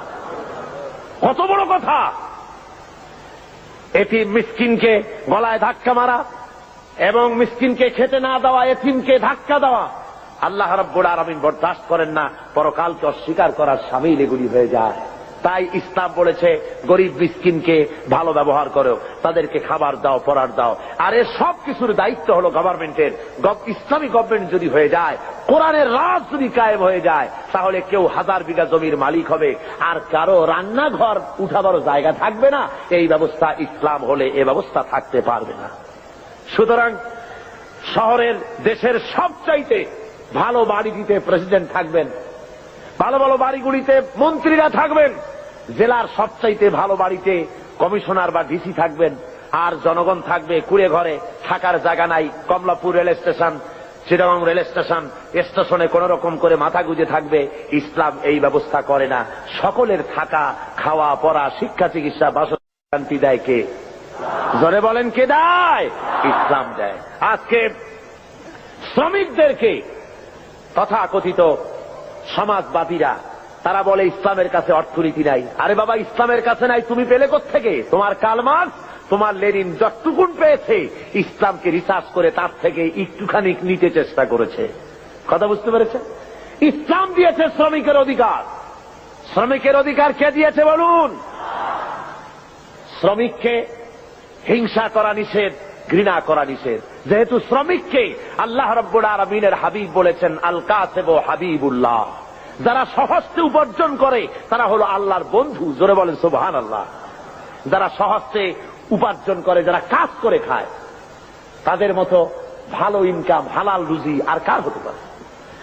আল্লাহ রাব্বুল আলামিনের হাবিব শ্রমিকদের অধিকার সম্পর্কে, শ্রমিক আর মালিকের সম্পর্কে বলেছেন, মালিক আর শ্রমিকের মধ্যে সম্পর্ক যেটা হবে সেটা গোলাম আর মনিবের সম্পর্ক হবে না, সে সম্পর্ক হবে ভাই ভাই। মনিব, মালিক, শ্রমিকের মিলের মালিক এবং শ্রমিক দুজনের মধ্যে সম্পর্ক হবে ভাই ভাইয়ের সম্পর্ক। হুজুর বলেছেন, তোমরা যেমন খাবে তাদেরকে তেমন খাওয়াবে, তোমরা যেমন পড়বে তাদেরকে তেমন পড়াবে, তোমরা যেমন থাকবে শ্রমিকদেরকে তেমন থাকার ব্যবস্থা করে দাও। ইসলাম বলেছে, দুনিয়ার আর কেউ বলতে পারেনি। ইসলামের ব্যবস্থা নিজের মানুষের সামনে পরিষ্কার করে দেখিয়েছে। রাসূল পাক সাল্লাল্লাহু আলাইহি ওয়াসাল্লাম বলেছেন, শ্রমিকের গায়ের ঘাম শুকিয়ে যাওয়ার আগে তার ন্যায্য প্রাপ্য বুঝিয়ে দাও। কোন পারিশ্রমিক ঠিক না করে কোন শ্রমিককে কাজে লাগিও না, পারিশ্রমিক আগে ঠিক করে নাও। সুতরাং শ্রমিকদের মধ্যে, মনিবের মধ্যে কোনো ক্লাসে স্ট্রাগল হতে পারে না, মালিকের মধ্যে কোনো ক্লাসে স্ট্রাগল হতে পারে না, যদি খাওয়া পড়ার এই ব্যবধান যদি না থাকে, সব যদি সমান করে দেওয়া হয়। এই ব্যবস্থা ইসলাম করেছিল। আজকে ইসলামী স্টেট না থাকার কারণে আমার দেশের মধ্যে, আমার দেশের ছেলেপেলেরা ইসলামকে না বুঝে তারা ভিন্ন পথে পরিচালিত হচ্ছে। তারা মনে করতেছে যে সমাজতন্ত্রের মাধ্যমে বুঝি শান্তি আসবে। আমার দেশের কলেজের ছেলেরা, ইউনিভার্সিটির ছাত্ররা তারা মনে করে যে শান্তি আসবে সমাজতন্ত্রের পথে। কোন পথে? এটা আসলে সমাজতন্ত্র না, এটা আসলে হলো 6 মাস তন্ত্র। কি তন্ত্র বলুন? 6 মাস তন্ত্র। ওরা বলে কমিউনিজম, আসলে কমিউনিজম নয়, এটার নাম আসলে হলো কমিউনাইজম। আসলে এটার নাম কি? অর্থাৎ এর চাইতে পচা মতবাদ, এর চাইতে মানবতা বিধ্বংসী মতবাদ আল্লাহর জমিনে আর একটাও হতে পারে না। পৃথিবীতে মানবতা বিধ্বংসী মতবাদ 2টা। জোরে বলেন কয়টা? একটা হলো পুঁজিবাদ আর একটা হলো সমাজবাদ। এই 2টি মতবাদ গোটা দুনিয়ার মানুষকে জ্বালিয়ে পুড়িয়ে শেষ করে দিল। ওই সেদিন লোকেরা বলল যে এইবার দুনিয়ায় শান্তি হবে। কেমনে শান্তি হবে? কয় যে দুনিয়ার 2 মহাশক্তি, 2জন শান্তির পায়রা ওয়াশিংটনে মিলিত হচ্ছেন। একজন রাশিয়ার গর্বাচেভ আর একজন কি আমেরিকার রোনাল্ড রিগান। বললেন যে এইবার পৃথিবীতে শান্তি হবে। ওরা হলো শান্তির পায়রা। আমি বললাম, ওরাই যদি হয় শান্তির পায়রা, তাহলে পৃথিবীতে অশান্তির শকুন হবে কারা? গোটা দুনিয়াকে জ্বালিয়ে পুড়িয়ে মেরেছে এরা, এই 2 শক্তি। জোরে বলেন ঠিক কিনা? গোটা বিশ্বকে জ্বালিয়ে পুড়িয়ে শেষ করেছে তারা। মাঝারি পাল্লার ক্ষেপণাস্ত্র তারা বন্ধ করতে এসেছে, অর্থাৎ অস্ত্র বেশি হয়ে গেছে, এখন বন্ধ করা ছাড়া পথ কি? পোড়ায় ফেলা ছাড়া পথ কি? নদীতে ডুবাই দেওয়া ছাড়া পথ কি? গোটা দুনিয়ার সমস্ত গরিব রাষ্ট্রগুলিকে পায়ের তলে রেখে তারা শাসন করবে, শোষণ করবে, এটাই হলো তাদের কাজ। আর এভাবে তারা অগ্রসর হতে থাকে। রাশিয়ার সমাজতন্ত্রীরা বলেছে সব সমান করে দেবে, ওরা পারবে সমান করতে। গর্বাচেভের বউ যখন, গর্বাচেভের বেগম রাইসা যখন ওয়াশিংটনে যখন নামলেন প্লেন থেকে, সাংবাদিকরা লিখছেন যে তার যে অর্নামেন্টস, তার যে কাপড় চোপড় শরীরে লাগানো ছিল তা দেখে যুক্তরাষ্ট্রের বড় বড় ধনীত স্ত্রীরা নিজেদেরকে তাদের সামনে নিতান্ত গরিব বলে মনে করবে। সমান করছে সে। তবে একটা কথা বলেছেন উনি, গর্বাচেভ যখন নামলেন সিঁড়ি থেকে, তখন একটা কথা বলেছেন। সাংবাদিকরা জিজ্ঞেস করেছেন, এই বৈঠক আপনি কি মনে করেন, এই বৈঠক সম্পর্কে? উনি বললেন, বৈঠককে আমি খুব ভালো মনে করি, আমি মনে করতেছি যে বৈঠক ঈশ্বর আমাদের সহায় হবেন, ঈশ্বর আমাদের সহায় হবেন। দুনিয়ার পত্র পত্রিকাগুলি কমেন্ট করলো, নাস্তিক্যবাদী রাশিয়ার প্রেসিডেন্ট, নাস্তিক্যবাদী দেশের প্রেসিডেন্ট বলছেন ঈশ্বর সহায় হবে। কথাটা মন্দ না, ভূতের মুখে রাম নাম। কথা বুঝতে পেরেছেন? তবে আজকে একটি জিনিস ভালো লক্ষ্য করা যাচ্ছে, তা হলো এই, গর্বাচেভ আগের মতো অন্যান্য প্রেসিডেন্টের মতো নন, বরং তিনি ভিন্ন চিন্তা করতেছেন। দুনিয়ার বুকে গণতন্ত্র ছাড়া যে পথ নাই, গণতন্ত্রই একমাত্র মানুষকে কল্যাণ দিতে পারে, কমিউনিজমের মতবাদে শান্তি আসতে পারে না, এ কথাটি মনে হয় তার মাথার মধ্যে কিছুটা ঢুকেছে। তাই পুঁজিবাদী গণতন্ত্রের সাথে হাত মিলাবার চেষ্টা করতেছে। কিন্তু শেষ রক্ষা হবে না, পুঁজিবাদও পৃথিবীকে বাঁচাতে পারবে না, আর সমাজবাদও পৃথিবীর ক্ষুধা দারিদ্র্য থেকে গোটা বিশ্বকে বাঁচাতে পারবে না। এই পৃথিবীকে যদি বাঁচাতে হয় তাহলে বাঁচাতে পারবে কে বলুন? জোরে বলেন, কে বাঁচাতে পারবে? ইসলাম বাঁচাতে পারবে, আর কেউ বাঁচাতে পারবে না এই পৃথিবীকে। এই পৃথিবীকে বাঁচাবার জন্য একমাত্র ইসলাম। সুতরাং ইসলাম ছাড়া অন্য কোন মতবাদ মানতে আমরা রাজি না। কি বলেন, আপনারা রাজি? ওরা বলে সব সমান করে দেব। আমার বিরুদ্ধে তারা অভিযোগ তোলে, আমি সমাজতন্ত্রের বিরুদ্ধে কথা বলি, কমিউনিস্টদের বিরুদ্ধে কথা বলি। কমিউনিস্টদের বিরুদ্ধে তো কথা বলতেই হবে, যেহেতু তারা আল্লাহকে মানে না। কমিউনিস্টরা কি মানে না বলুন? জোরে বলেন, কি মানে না? কমিউনিস্টরা নাস্তিক, তারা আল্লাহকে অস্বীকার করেছে। মার্কস অ্যান্ড এঙ্গেলস এই বইয়ের ভিতরে 385 পৃষ্ঠায় এর মধ্যে লেখা হয়েছে যে ধর্ম হলো একটি ধর্ম মানুষেরা নিজেরা তৈরি করেছে। ধর্ম বলতে আসলে কোনো জিনিস নাই। কার্ল মার্কস তার on step forward to step back বইয়ের মধ্যে লিখেছেন, ধর্ম হলো মানুষের জন্য আফিম। সুতরাং কোন লোক কমিউনিজমের আন্দোলন করে অথচ মসজিদে যায়, নামাজে পড়ে, মন্দিরে যায়, এই অবস্থা যদি হয় তাহলে বুঝতে হবে যে সে কমিউনিজমের দায়িত্ব পালন করছে না, সে এখনো কমিউনিজমকে বুঝতে পারে নাই। তার মানে হলো তারা সম্পূর্ণ ধর্ম বিরোধী, আল্লাহ বিরোধী। কমিউনিজমের ইতিহাসে আল্লাহর অস্তিত্ব নাই। সুতরাং এই কমিউনিজমের মতবাদকে প্রতিষ্ঠা করার জন্য 1918 সালে সোভিয়েত সংবিধানের 13 নম্বর অনুচ্ছেদ সংযোজিত করা হয় 1918 সনে। সেখানে দেশের সকল ধর্মের ধর্মীয় সমস্ত শিক্ষা প্রতিষ্ঠানে ধর্মীয় শিক্ষা পুরাপুরি বন্ধ করে দেওয়া হয়। এবং 1921 সালে রাশিয়ার বুকে বিভিন্ন ধর্মীয় প্রতিষ্ঠানগুলি, মসজিদ মাদ্রাসাগুলি, হাজার হাজার মসজিদ মাদ্রাসা তারা ক্লাব করেছে, সিনেমা হলে পরিণত করে দিয়েছে।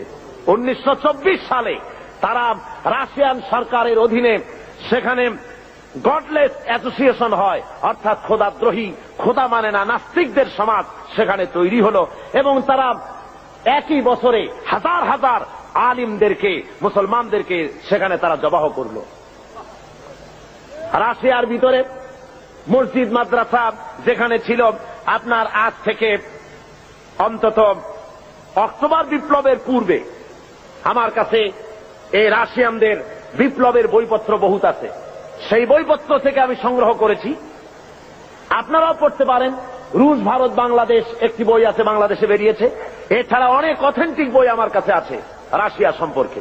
আমি আন্দাজে বক্তৃতা করি না, পড়াশোনা করে বক্তৃতা করি। পুঁজিবাদী দেশ চোখে দেখেছি, সমাজতান্ত্রিক দেশও চোখে দেখেছি, চোখে দেখে তারপরে বক্তব্য রাখি।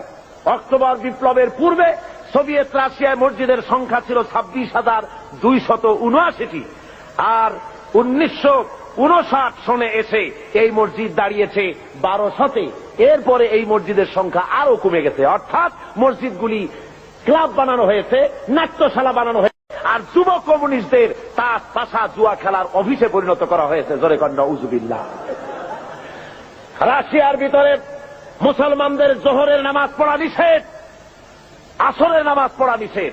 নামাজ পড়লে পরে তাহলে উৎপাদন কমে যাবে, সেই জন্য নামাজ পড়তে দেওয়া হয় না। খাতনা করা নিষেধ। হজ তো করতেই পারে না, হজ করার কোন সুযোগ তাদের কাছে নাই, যেহেতু ব্যক্তি মালিকানা নাই, হজ করবে কেমনে? যাকাত দেওয়ার তো প্রশ্নই ওঠে না। এই অবস্থা হলো সেই সমাজে। মানুষেরা সবচাইতে বেশি দুঃখে কষ্টে সেখানে আছে। বিশ্বকবি, কবি সম্রাট আল্লামা ইকবাল রহমাতুল্লাহ আলাইহে তিনি ওই রাশিয়া সফর করে তিনি বলেছিলেন দুঃখ করে, আয়ে তয়রে লাহুতি উসরে যে কছে মত আছি, जिस रिज़्क़ से आती हो परवाज में कोताही। যে রিজেক তোর হরিল আজাদি, নীল আকাশের আলো, তাহার চাইতে স্বাধীন মরণ হাজার গুণে ভালো। যে রুজি খেতে গিয়া, হে উড্ডয়নশীল পাখি, যে রিজেক খেতে গিয়ে তোমার স্বাধীনভাবে ওড়া বন্ধ হয়ে গেছে, ওড়ার স্বাধীনতা বন্ধ হয়ে গেল, তার চাইতে তোমার স্বাধীনভাবে না খেয়ে মরে যাওয়া অনেক ভালো ছিল। রাশিয়ার বুকে লোকেরা কথা বলার অধিকার পায় না। পত্রিকা গভর্নমেন্টের, টেলিভিশন গভর্নমেন্টের, সে দেশের তাদের রেডিও গভর্নমেন্টের, প্রচার মিডিয়া সব গভর্নমেন্টের হাতে, জনগণের কাছে কিছু নাই। এই এলাকায় যদি 10,000 লোক খতম করে দেওয়া করে, পাশের 1 মাইল দূরে লোকেদের জানার কোনো উপায় নাই। প্রত্যেকটা মানুষের পেছনে গোয়েন্দা লাগানো রয়েছে। নিজের বাক স্বাধীনতা নাই, গণতন্ত্র নাই। বলেন রাশিয়ায় গণতন্ত্র আছে? জোরে বলেন আছে? কোরিয়ায় গণতন্ত্র, আপনার যেসব জায়গায় সমাজতন্ত্র প্রতিষ্ঠা হয়েছে সেসব জায়গায় কি গণতন্ত্র আছে? নাই। আমাদের দেশে এই গণতন্ত্রের বুলি নিয়ে কমিউনিস্টরা ময়দানে নেমেছে, গণতন্ত্রের শ্রদ্ধাবরণে তারা কাজ করতে চাচ্ছে। আসলে তারা হলো ইসলামের সবচাইতে বড় দুশমন। ইসলামের সবচাইতে বড় দুশমন কারা? জোরে বলেন, সবচাইতে বড় দুশমন কারা? তারা সুযোগ খুঁজতেছে, সুযোগ পেলেই তারা মুসলমানদের উপরে আক্রমণ করবে, আফগানিস্তানের মতো দশা ঘটিয়ে ছাড়বে। তারা মুসলমানদের ধোঁকা দেওয়ার জন্য। আপনারা বলেন, কোনদিন আপনারা শুনেছেন যে কমিউনিস্টরা হজ করেছে? কমিউনিস্টদের লিডাররা তো সব বড় বড় ধনী, কোটি কোটি টাকার মালিক কমিউনিস্টদের লিডারেরা। আপনারা শুনেছেন কোন কমিউনিস্ট লিডার জীবনে হজ করেছে? শুনেছেন? জোরে জবাব দিবেন, শুনেছেন? কোনদিন তাদের রোজা রাখতে দেখেছেন? কোনদিন যাকাত দিতে দেখেছেন? কোনদিন তাদেরকে কোন আলেম ওলামাদের কাছে এসে দোয়া চেতে দেখেছেন? অর্থাৎ তারা আল্লাহকে সম্পূর্ণ স্বীকার করেছে, এরা আল্লাহকে মানে না। শুধুমাত্র বাংলাদেশের যেহেতু 10 কোটি মুসলমান, কাজ করতে অসুবিধা হবে, তাই তাদের নেতা মরে গেলে পরে জানাজার অনুষ্ঠান করে মানুষকে ফাঁকি দেওয়ার জন্য। তাদের নেতা মারা গেল আর জানাজার জন্য বাইতুল মুকাররমের সমস্ত টুপি খরিদ হয়ে গেল। বাইতুল মুকাররমে আর টুপি ছিল না, সব টুপি তারা কিনল। কেনার পরে চলে গেল জানাজার নামাজ পড়ার জন্য। জানাজা পড়তে গেল, ওরাই গেল যাদের কাছে নামাজ নাই, রোজা নাই, আল্লাহ পরকালের চিন্তা নাই। হ্যাঁ, জানাজা পড়তে গেছে, পথে মধ্যে পেশাব আসলো, প্যান্টের বোতাম খুললো আর ব্রাশ ফায়ার মেরে দিল। প্যান্টে লাগে গেল, ধোয়া নাই, মোছা নাই। ওই অবস্থায় জানাজায় দাঁড়ায় গেছে আল্লাহু আকবার। যেমন জাতের মুদ্দার তেমন জাতের মুক্তাদি দাঁড়ায় গেছে, যাতে কপালে হয়ে যাক মুদ্দারের। আর এমন জানাজা পড়াবার জন্য ইমামের অভাব হয় না আমার দেশে। কমিউনিস্টদের জানাজা পড়া হারাম, কমিউনিস্টরা কাফের। দুনিয়ার আজকে স্পষ্টভাবে আমি বলছি, শুনে রাখো, চট্টগ্রামের 20 চট্টলার মুসলমানেরা, দুনিয়ার সমস্ত আলেম, মুফাসসির, মুহাদ্দিস একমত, কমিউনিস্টরা কাফের। যারা বলেন কমিউনিস্টরা কি? কমিউনিস্টদের সাথে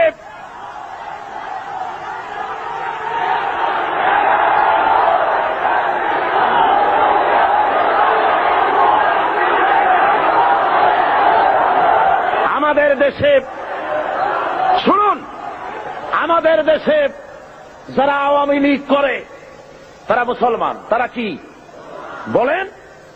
আওয়ামী লীগের ভিতরে বহু লোক আমি দেখেছি হজ করে, নামাজ পড়েছে, তাহাজ্জুদের নামাজও পড়ে, তারা আল্লাহ বিশ্বাস করে, ঠিক কিনা করে? মুসলিম লীগ করে, বিএনপি করে, অন্যান্য যত রকমের আছে, এরা মুসলমান, কোন সন্দেহ নাই। এরা কি? তাদের রাজনৈতিক চিন্তার সাথে আমাদের মিল না হতে পারে, কিন্তু তারা মুসলমান। কিন্তু মনে রাখতে হবে, এরা মুসলমান ঠিকই, কিন্তু কমিউনিস্টরা যে কাফের এতে কোনো সন্দেহের অবকাশ। যেহেতু তারা আল্লাহ মানে না, তারা রাসূল মানে না। যদি আল্লাহ রাসূল মানে, তাহলে কার্ল মার্কসের মতবাদ কেন মানে জিজ্ঞাসা করি? মানতে পারে? সুতরাং আজ মুসলমানদেরকে ঐক্যবদ্ধ হতে হবে। ওরা চায় বাংলাদেশকে আর একটা আফগান বানাতে। কি বানাতে চায়? আফগানিস্তানে যুদ্ধ চলতেছে বিগত 9 বছর। কত বছর? 9 বছর রাশিয়ার কাফেরেরা যুদ্ধ চালাচ্ছে আফগানের বুকে। আফগানের মুসলমানেরাও কম না, আলহামদুলিল্লাহ পড়েন।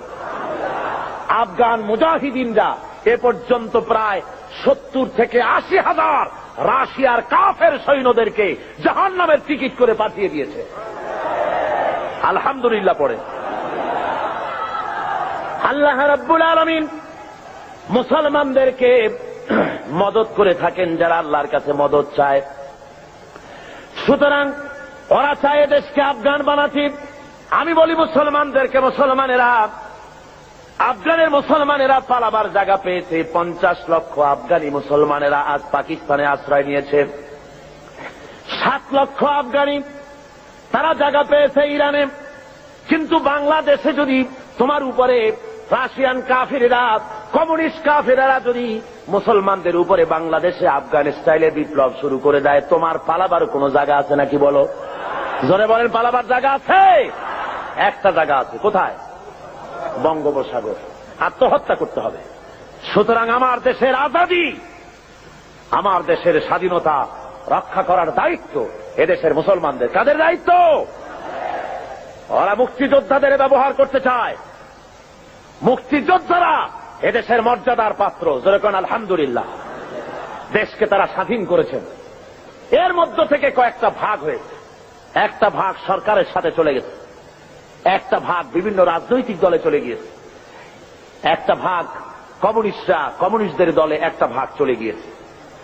এরা তারাও তার নাম দিয়েছে মুক্তিযুদ্ধ চেতনা বিকাশ কেন্দ্র। আর যখন ইসলামের আওয়াজ আসে তখন তারা বলে মুক্তিযুদ্ধের চেতনা বহির্ভূত কাজ হচ্ছে। বলে না? জনে বলেন, বলে না? মুক্তিযুদ্ধ, ইসলাম মুক্তিযুদ্ধের চেতনা বহির্ভূত নয়, বরং স্বাধীনতা সংগ্রামের সময় যদি একথা লোকের জানা থাকত যে দেশে সমাজতন্ত্র প্রতিষ্ঠার আন্দোলন চলবে, স্বাধীনতা আন্দোলনে মুসলমানের অংশগ্রহণ করত না। জোরে বলেন ঠিক কিনা? এদেশের লোকেরা পশ্চিমা শক্তির বিরুদ্ধে লড়াই করেছে, জালিমদের বিরুদ্ধে লড়াই করেছে, সমাজতন্ত্র প্রতিষ্ঠার জন্য লড়াই করে নাই। আমার আজকের মাহফিলে বাংলাদেশ মুক্তিযোদ্ধা সংসদের সেক্রেটারি জেনারেল আপনাদের সামনে স্পষ্ট করে বলেছেন, তিনি আমার কাছে একথা বলেছেন যে কাবা শরীফের গিলাফ ধরে দোয়া করেছি, আল্লাহ স্বাধীনতার পতাকা যেমন উড়াইছি, ইসলামের পতাকা উড়াবার তৌফিক দিও আল্লাহ।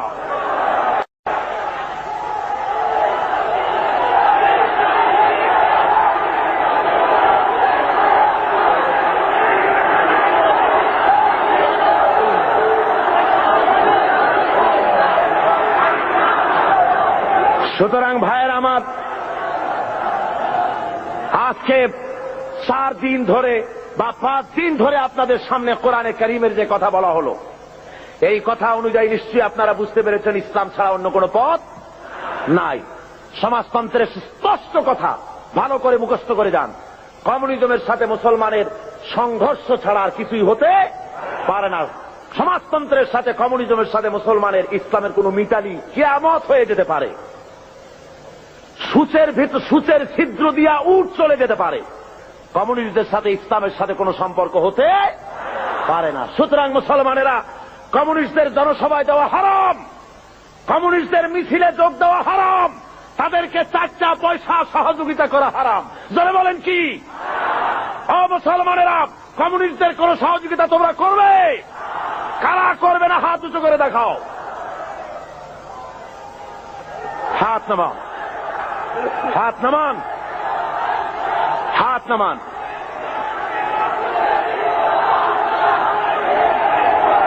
ভাইরা আমার, থামুন, থামুন। আজকে আমার কাছে খবর এসেছে ওরা গতকাল কমিউনিস্টরা মিটিং করেছে আমার উপরে হামলা করার জন্য। ভাইরা আমার, আমার এই কণ্ঠস্বর থাকবে যতক্ষণ আমি বেঁচে আছি। আমার উপরে যদি হামলা করা হয় আর আল্লাহ রাব্বুল আলামিন যদি আমার শাহাদাতের দরজা নসিব করেন, তাহলে আল্লাহর কাছে দোয়া থাকবে, আয় আল্লাহ, তোমার কোরআন আমার সামনে, শাহাদাত যদি আমার নসিব হয়, আমার রক্ত যেন লেলিহান শিখা হয়ে কমিউনিস্টদের জ্বালিয়ে পুড়িয়ে সার খার করে কলেবার পতাকা যেন উড়িয়ে দেয়।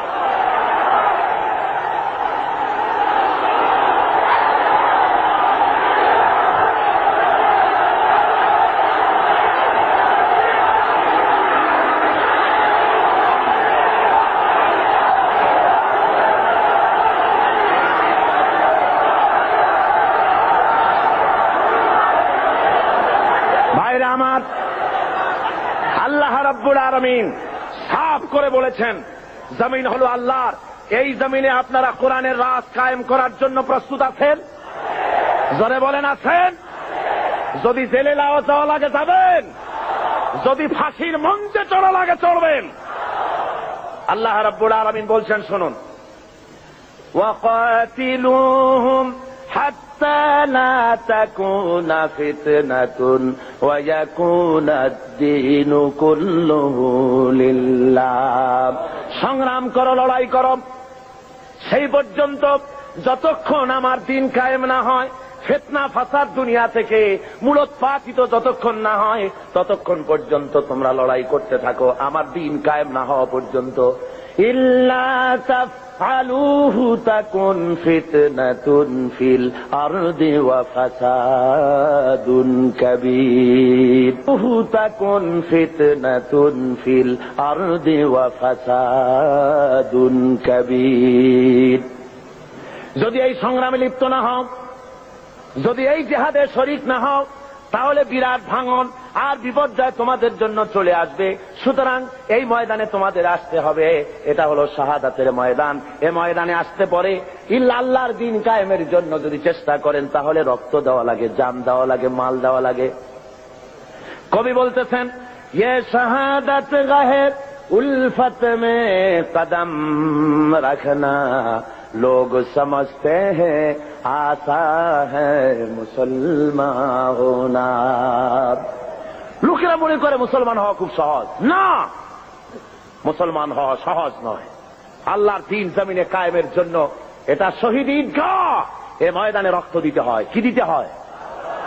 আর সেই রক্ত নয়, সে মৃত্যু নয়, সে মৃত্যু হলো জীবন। সে মৃত্যুর নাম কি? সে মৃত্যুর নাম কি? আল্লাহ রাব্বুল আলামিন শাহাদাতের মওতকে এত বড় বরকতপূর্ণ মর্যাদাপূর্ণ করেছেন। শহীদি মওত যদি কারো নসিব হয়ে যায় তাহলে সে মওত পিঁপড়ায় কাটা যন্ত্রণার চাইতে আর বেশি কিছু হয় না। মানুষ মরে যাবে, শহীদি মওত যদি নসিব হয়ে যায়, মরার সঙ্গে সঙ্গে এদিকে মরবে আর ওদিকে আল্লাহ রাব্বুল আলামিনের সঙ্গে দিদার নসিব হয়ে যাবে। এই ময়দানে কাজ করতে আসবেন, অস্ত্রপাতির প্রয়োজন নাই, জনসংখ্যা বেশি দেখার দরকার নাই। আল্লাহ বলেছেন ঈমান যদি মজবুত হয় তাহলে তোমার যা দরকার আমি দিয়া দিব। ইন তানসুরুল্লাহ ইয়ানসুরকুম, তুমি যদি আল্লাহর মদদ করো আল্লাহ তোমাকে সাহায্য করবেন। তার মানে হলো তোমরা যদি ইসলামের সাহায্য করো আল্লাহ তোমাকে সাহায্য করবেন। জোরে বলেন সুবহানাল্লাহ। আল্লাহর সাহায্য করো, ইসলামের সাহায্য করো, তোমাকে আল্লাহ সাহায্য করবেন। তাওহীদ কি আমানত सीनों में है हमारे। আল্লামা ইকবাল বলেন তাওহীদ কি আমানত सीनों में है हमारे, मुमकिन नहीं मिटाना नाम निशान हमारा। একাত্মবাদের আমানত আছে সিনার মধ্যে। আমরা ভয় পাই না কাউকে, যেহেতু আমরা কাপুরুষ নই, আমরা মর্দে মুমিন। আমরা কারা বলুন? ভয় পাই না। সুতরাং আমাদের অস্তিত্ব মাটি থেকে মিটিয়ে দেওয়ার ক্ষমতা কারো নাই। হযরতে সাদ বিন আবি ওয়াক্কাস রাদিয়াল্লাহু তাআলা আনহু পারস্যের বহরাস নগর অবরোধ করে নদী পাড়ি দিয়ে চলে যাবেন, নদীর উপরে আফ্রিকার ভূখণ্ডে চলে যাবেন ইসলাম প্রচার করার জন্য। 60,000 মুসলমান সাহাবীর সাথে। হযরতে সাদ বলছেন, এই মুসলমানেরা, দরিয়া পার হওয়ার কোন ব্যবস্থা নাই, তো এখন তোমরা কি ইসলাম এই পর্যন্ত রাখবা না আফ্রিকাও নিয়ে যাবা? মুসলমানেরা বলল, আপনার যা হুকুম করবেন, ইসলামের আওয়াজকে ছড়িয়ে দেওয়ার জন্য আমরা সে হুকুম মানতে রাজি আছি, আফ্রিকার ভূখণ্ডেও যাব। হযরতে সাদ বলেন, তোমরা আমার সঙ্গে তাহলে পড়ো, নাস্তাঈনু বিল্লাহি ওয়া নাতাওয়াক্কালু আলাইহি, হাসবুনাল্লাহু নি'মাল ওয়াকিল, নি'মাল মাওলা ওয়া নি'মান নাসীর। পড়েন সবাই, নাস্তাঈনু বিল্লাহি ওয়া নাতাওয়াক্কালু আলাইহি, হাসবুনাল্লাহু নি'মাল ওয়াকিল, নি'মাল মাওলা ওয়া নি'মান নাসীর। হযরতে ইতিহাসের মধ্যে লেখা রয়েছে, হযরতে সাদ রাদিয়াল্লাহু তাআলা আনহু এই কথা বলে নিজের ঘোড়ার পৃষ্ঠে সওয়ার হয়ে দরিয়ার উপরে ঝাঁপায় পড়লেন। পিছনে যত সাহাবী ছিলেন, মুসলমান ছিলেন, সবাই ঝাঁপায় পড়লেন। দরিয়ার ভিতর থেকে তারা পাড়ি দিয়ে ওপরে চলে গেলেন। একটা ঘোড়াও হারায় গেল না, একটা লোকও হারায় গেল না, স্রোতে কাউকে ঠেলে দিল না। ওপার ওঠার পর সেনাপতি জিজ্ঞেস করেন, ও মুসলমানেরা, কারো কোনো জিনিস হারায় গেছে নাকি? একজন বলল, আমার পানির পেয়ালাটা তুফানের ধাক্কায় কোথায় পড়ে গেছে সেটা তো পেলাম না। হযরতে সাদ বলেন, মুজাহিদের কোন জিনিস কেউ ছিনিয়ে নিতে পারে না, আল্লাহ রাব্বুল আলামিন তোমাকে সেটা ফেরত দিবেন বলে আমি আশা করি। এই কথা তিনি বক্তৃতা করতেছেন, এমন সময় লক্ষ্য করা গেল তুফানের আঘাতে একটি বাটি এসে তাদের সামনে পড়ে গেল।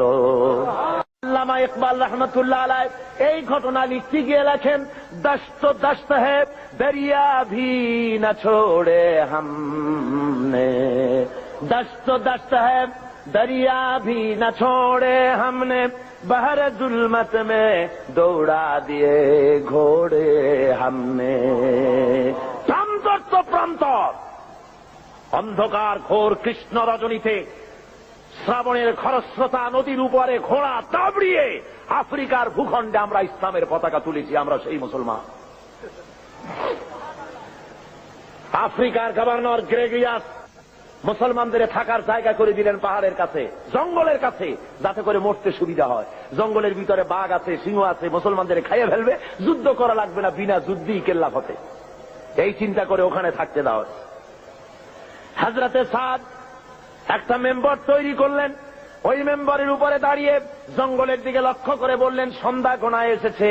হযরতে সাদ ঘোষণা করলেন, ইয়া আইয়াতুহাল হাসারাত والسباع نحن أصحاب رسول الله صلى الله عليه وسلم فإننا نازلون فمن وجدنا بعده فارجعوا فإننا نازلون فمن وجدنا بعده قتلناه। হযরতে সাদ ঘোষণা করে দিলেন, হে জঙ্গলের হিংস্র প্রাণীরা, আমরা আল্লাহ রসুল মুহাম্মদ সাল্লাল্লাহু আলাইহি ওয়াসাল্লামের সাহাবী, এখানে আমরা রাত কাটাবো। আমি ঘোষণা দিলাম, যত হিংস্র প্রাণী আসো এই এলাকা থেকে সরে যাও। আমার এই ঘোষণার পরে কোন হিংস্র প্রাণী যদি সামনে পাই, তরবারি দিয়ে তার ফয়সালা করব। আফ্রিকার জঙ্গলি মানুষেরা মনে করলো, পাগলেরা কয় কি, মানুষের কথা কি জঙ্গলি প্রাণীরা শোনে নাকি? ইতিহাস সাক্ষী দেবে কিয়ামত পর্যন্ত। হযরত সাদের এই ঘোষণার সঙ্গে সঙ্গে দেখা গেল সিংহের লাইনে সিংহ, বাঘের লাইনে বাঘ, সাপের লাইনে সাপ, যার যার ডিম আর বাচ্চা মুখে নিয়ে মিলিটারি লাইনের মতো ফলিন হয়ে সব এই এলাকা ছেড়ে অন্যত্র চলে গিয়েছে। মুসলমান, আমরা সেই জাতি যারা এই পৃথিবীর বুকে আল্লাহর দেওয়া বিধান কায়েমের জন্য যারা ময়দানে কাজ করেছে। আল্লামা ইকবাল কি সুন্দর করে বলছেন, खियाबा में मुंतजर थे लाला कब से, खियाबा में मुंतजर थे लाला कब से, कबा चाहिए इसको खूने अरब से। সেই কবে থেকে ফুলের কুড়িটা প্রস্ফুটিত হওয়ার অপেক্ষায় প্রতীক্ষামান, কবে থেকে অপেক্ষা করতেছে একটু বাতাসের ধাক্কা লাগবে আর ফুলের কুড়িটা ফুলে যাবে। তো ফুলের কুড়ি ফোটার জন্য খিয়াবামে মুনতাজির থে লালা কবসে, কখন থেকে সে অপেক্ষা করছে? নসিমা অর্থাৎ সকালের ভোরের বায়ু ধাক্কা লাগবে আর কুড়ি থেকে ফুলটা বেরিয়ে আসবে। আল্লামা ইকবাল বলেন, ফুলের জন্য ধাক্কা দরকার, বাতাসের কুড়ি থেকে বেরিয়ে আসার জন্য, পর্দা ফেটে প্রস্ফুটিত হওয়ার জন্য। আমি মুসলমান, আল্লাহর ফুল, আমাকে প্রস্ফুটিত হওয়ার জন্য ভোরের বাতাসের দরকার নাই। আমার জন্য দরকার বদরের, ওহদের শহীদের রাঙা একটা জামার দরকার। ওই শহীদের রক্ত ভেজা জামা যদি আমার গায়ে দেওয়া হয়, সারা বিশ্বে আমি বিস্ফোরিত হয়ে পড়ব।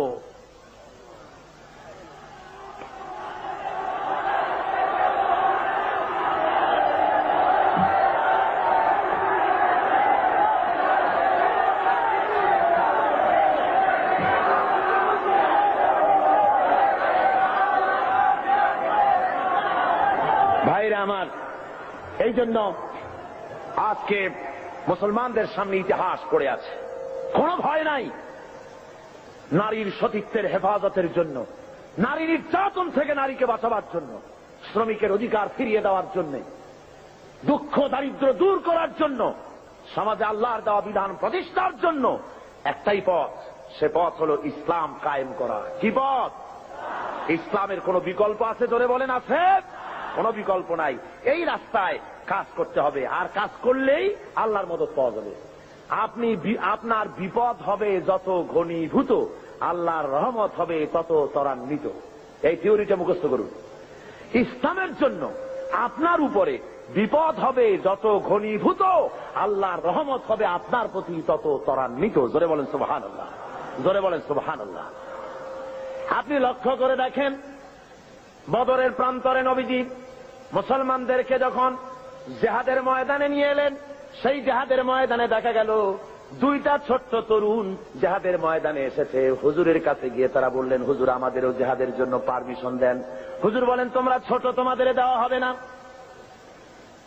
তারা কান্দাকাটি শুরু করে দিলেন।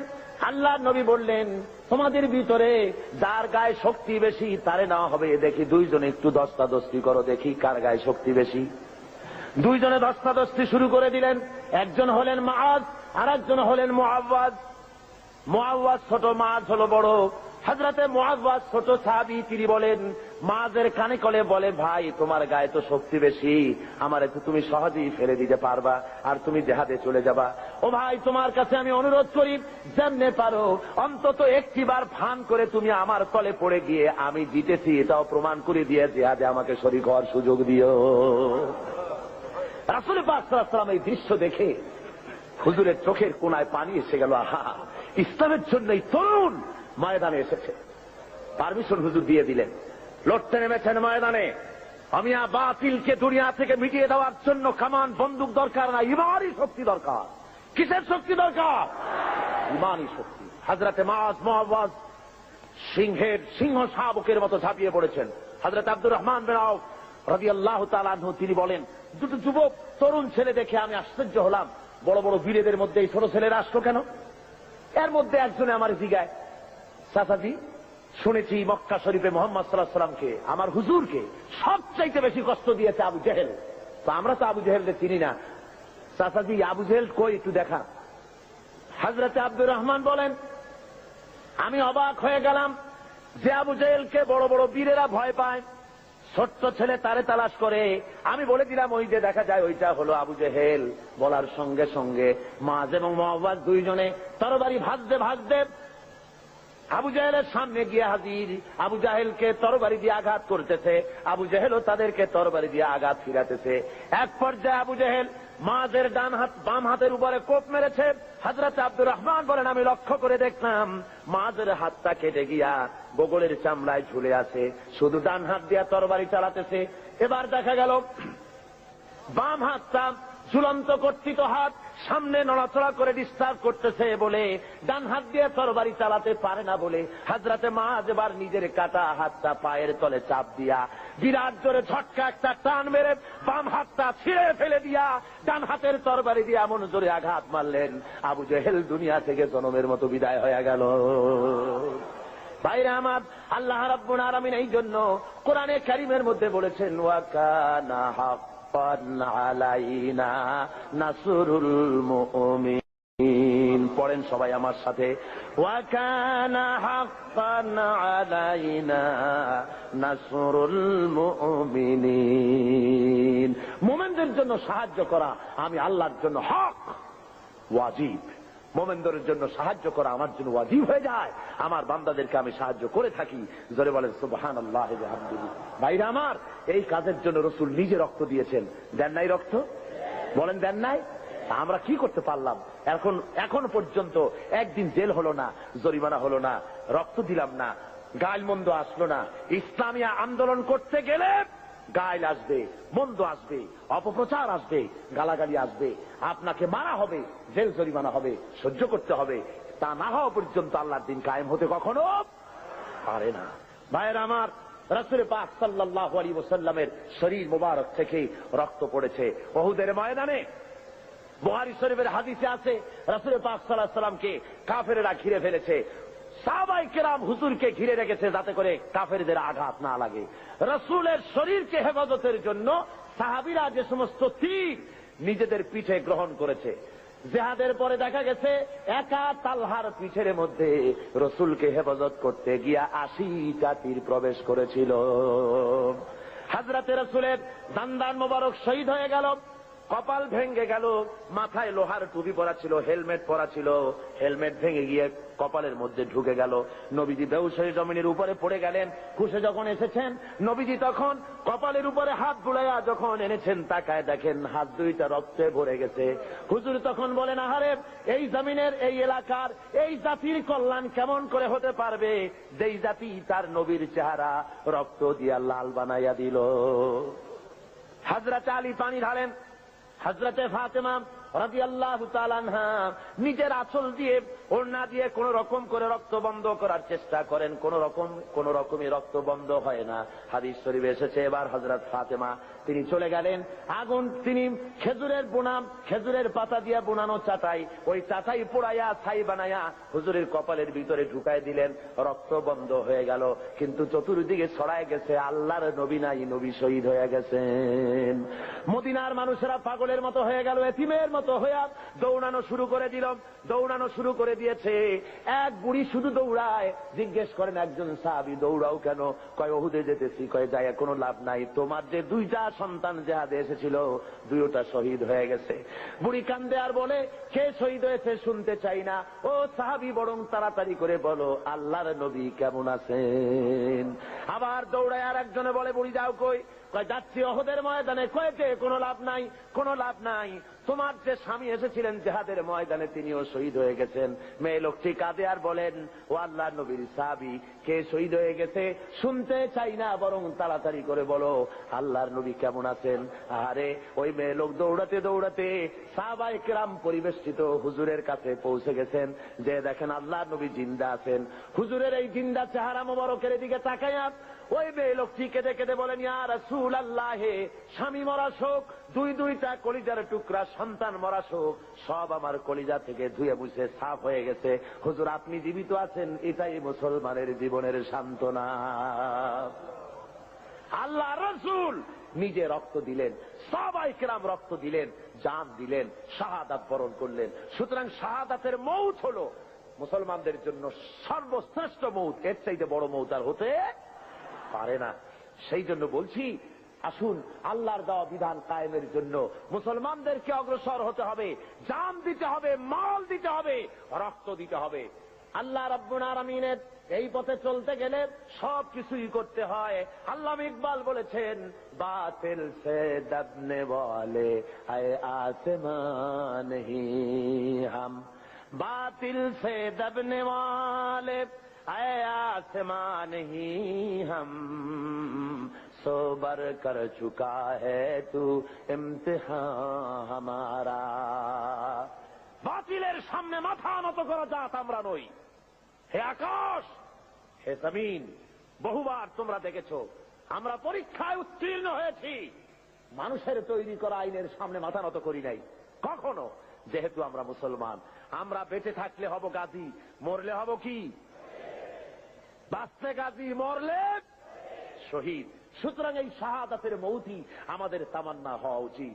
হাদিস শরীফে এসেছে, মুসলমানেরা সবসময় সংখ্যায় ছিল কম আর কাফেররা ছিল বেশি, কিন্তু জিতেছে কারা? জিতেছে কারা? এবারও বাংলাদেশের জেহাদে জিতবে কারা? যারা বলেন জিতবে কারা? ইনশাআল্লাহ, বলুন ইনশাআল্লাহ। ভাইরা আমার, সরওয়ারে কায়নাত সাল্লাল্লাহু আলাইহি ওয়াসাল্লাম, রোমানদের সাথে লড়াই হবে, রোমানদের সাথে যুদ্ধ হবে। সেই জেহাদের ময়দানে রাসূল সৈন্য রিক্রুট করলেন। ওরা কয় যে ইসলামের রাজনীতি নাই, পাগলের দল, ইসলামের রাজনীতি নাই। ছেলেবেলেরা কলেজে পড়ে, ইউনিভার্সিটিতে পড়ে, আশ্চর্য কথা, নাক ধরে চাপ দিলে এখনো মায়ের দুধ বাইর হবে। কয় যে ইসলামের রাজনীতি নাই, ধর্মান্ধরা নিজেরা রাজনীতি বানাইছে। নাউজুবিল্লাহ। সেদিনের ছেলে এই ধরনের বেয়াদবি কথা বলার সাহস পাও কেছে? যে যে জিনিস জানে না তার সে সম্পর্কে কোনো কথা বলা উচিত নয়। রাসূল রাজনীতি করেন নাই তো কি করেছেন? রাসূল কি বৈরাগী ছিলেন? যারা বলেন বৈরাগী ছিলেন? আমার আল্লাহর নবী সেনাপতি ছিলেন, কমান্ডার ইন চিফ। যারা বলেন কি ছিলেন? সেনাপতি। আমার নবী প্রেসিডেন্ট ছিলেন, তো পরিচালনা করেছেন, অর্থনীতি দিয়েছেন, সমাজনীতি দিয়েছেন, সৈন্য রিক্রুট করেছেন, সৈন্য রিক্রুট করেছেন। মুতার প্রান্তরে লড়াই হবে। 1,00,000 রোমান সৈন্য, আর মুসলমান মাত্র 3,000। মুসলমান মাত্র কত? মাত্র 3,000। আমি আরো বলেছি আপনাদেরকে এই হাদিসের এই কাহিনীটা আবারও শোনাতে চাই, ইমানি জজবা বাড়ুক। 1,00,000 রোমান সৈন্য, তাদের সামনে 3,000 মুসলমান। কি আশ্চর্য কথা! আর ওরা হলো অস্ত্রে শস্ত্রে সজ্জিত, আর এদের কাছে ভাঙ্গা ছেঁড়া অস্ত্র। ভাইয়ের আমার, আল্লাহ নবী 3,000 মর্দে মুজাহিদ তৈরি করে নিয়ে আল্লাহ নবী জনাবে মুহাম্মদ রাসূলুল্লাহ সাল্লাল্লাহু আলাইহি ওয়াসাল্লাম বললেন, এবারে আমি সেনাপতি নির্বাচিত করতে চাই। ওগো সাহাবীরা, তোমাদের মধ্যে এই যুদ্ধের ভিতরে প্রধান সেনাপতির দায়িত্ব পালন করবেন আমার ছেলে যায়েদ। কোথায় তুমি? হযরত যায়েদ দাঁড়িয়ে গেলেন, ইয়া রাসূলুল্লাহ লাব্বাইকা ওয়া সাদাইক। আমি যায়েদ হাজির। যায়েদ হলেন হুজুরের কি ছেলে? পালক পুত্র। বললেন আমি উপস্থিত। হুজুর বললেন, 2 নম্বরে সেনাপতির দায়িত্ব পালন করবে আমার চাচাতো ভাই হযরতে আলীর ছোট ভাই জাফর বিন আবি তালেব। কোথায় তুমি? উনিও দাঁড়িয়ে গেলেন। হুজুর বলেন, 3 নম্বরে দায়িত্ব পালন করবে হযরতে আব্দুল্লাহ বিন রাওয়াহা। কোথায় তুমি? তিনিও দাঁড়ায় গেলেন। হুজুর বলেন, তোমরা চলে যাও, নিজেদের বাড়ি গিয়ে বিবি বাল বাচ্চা মা বাপের কাছে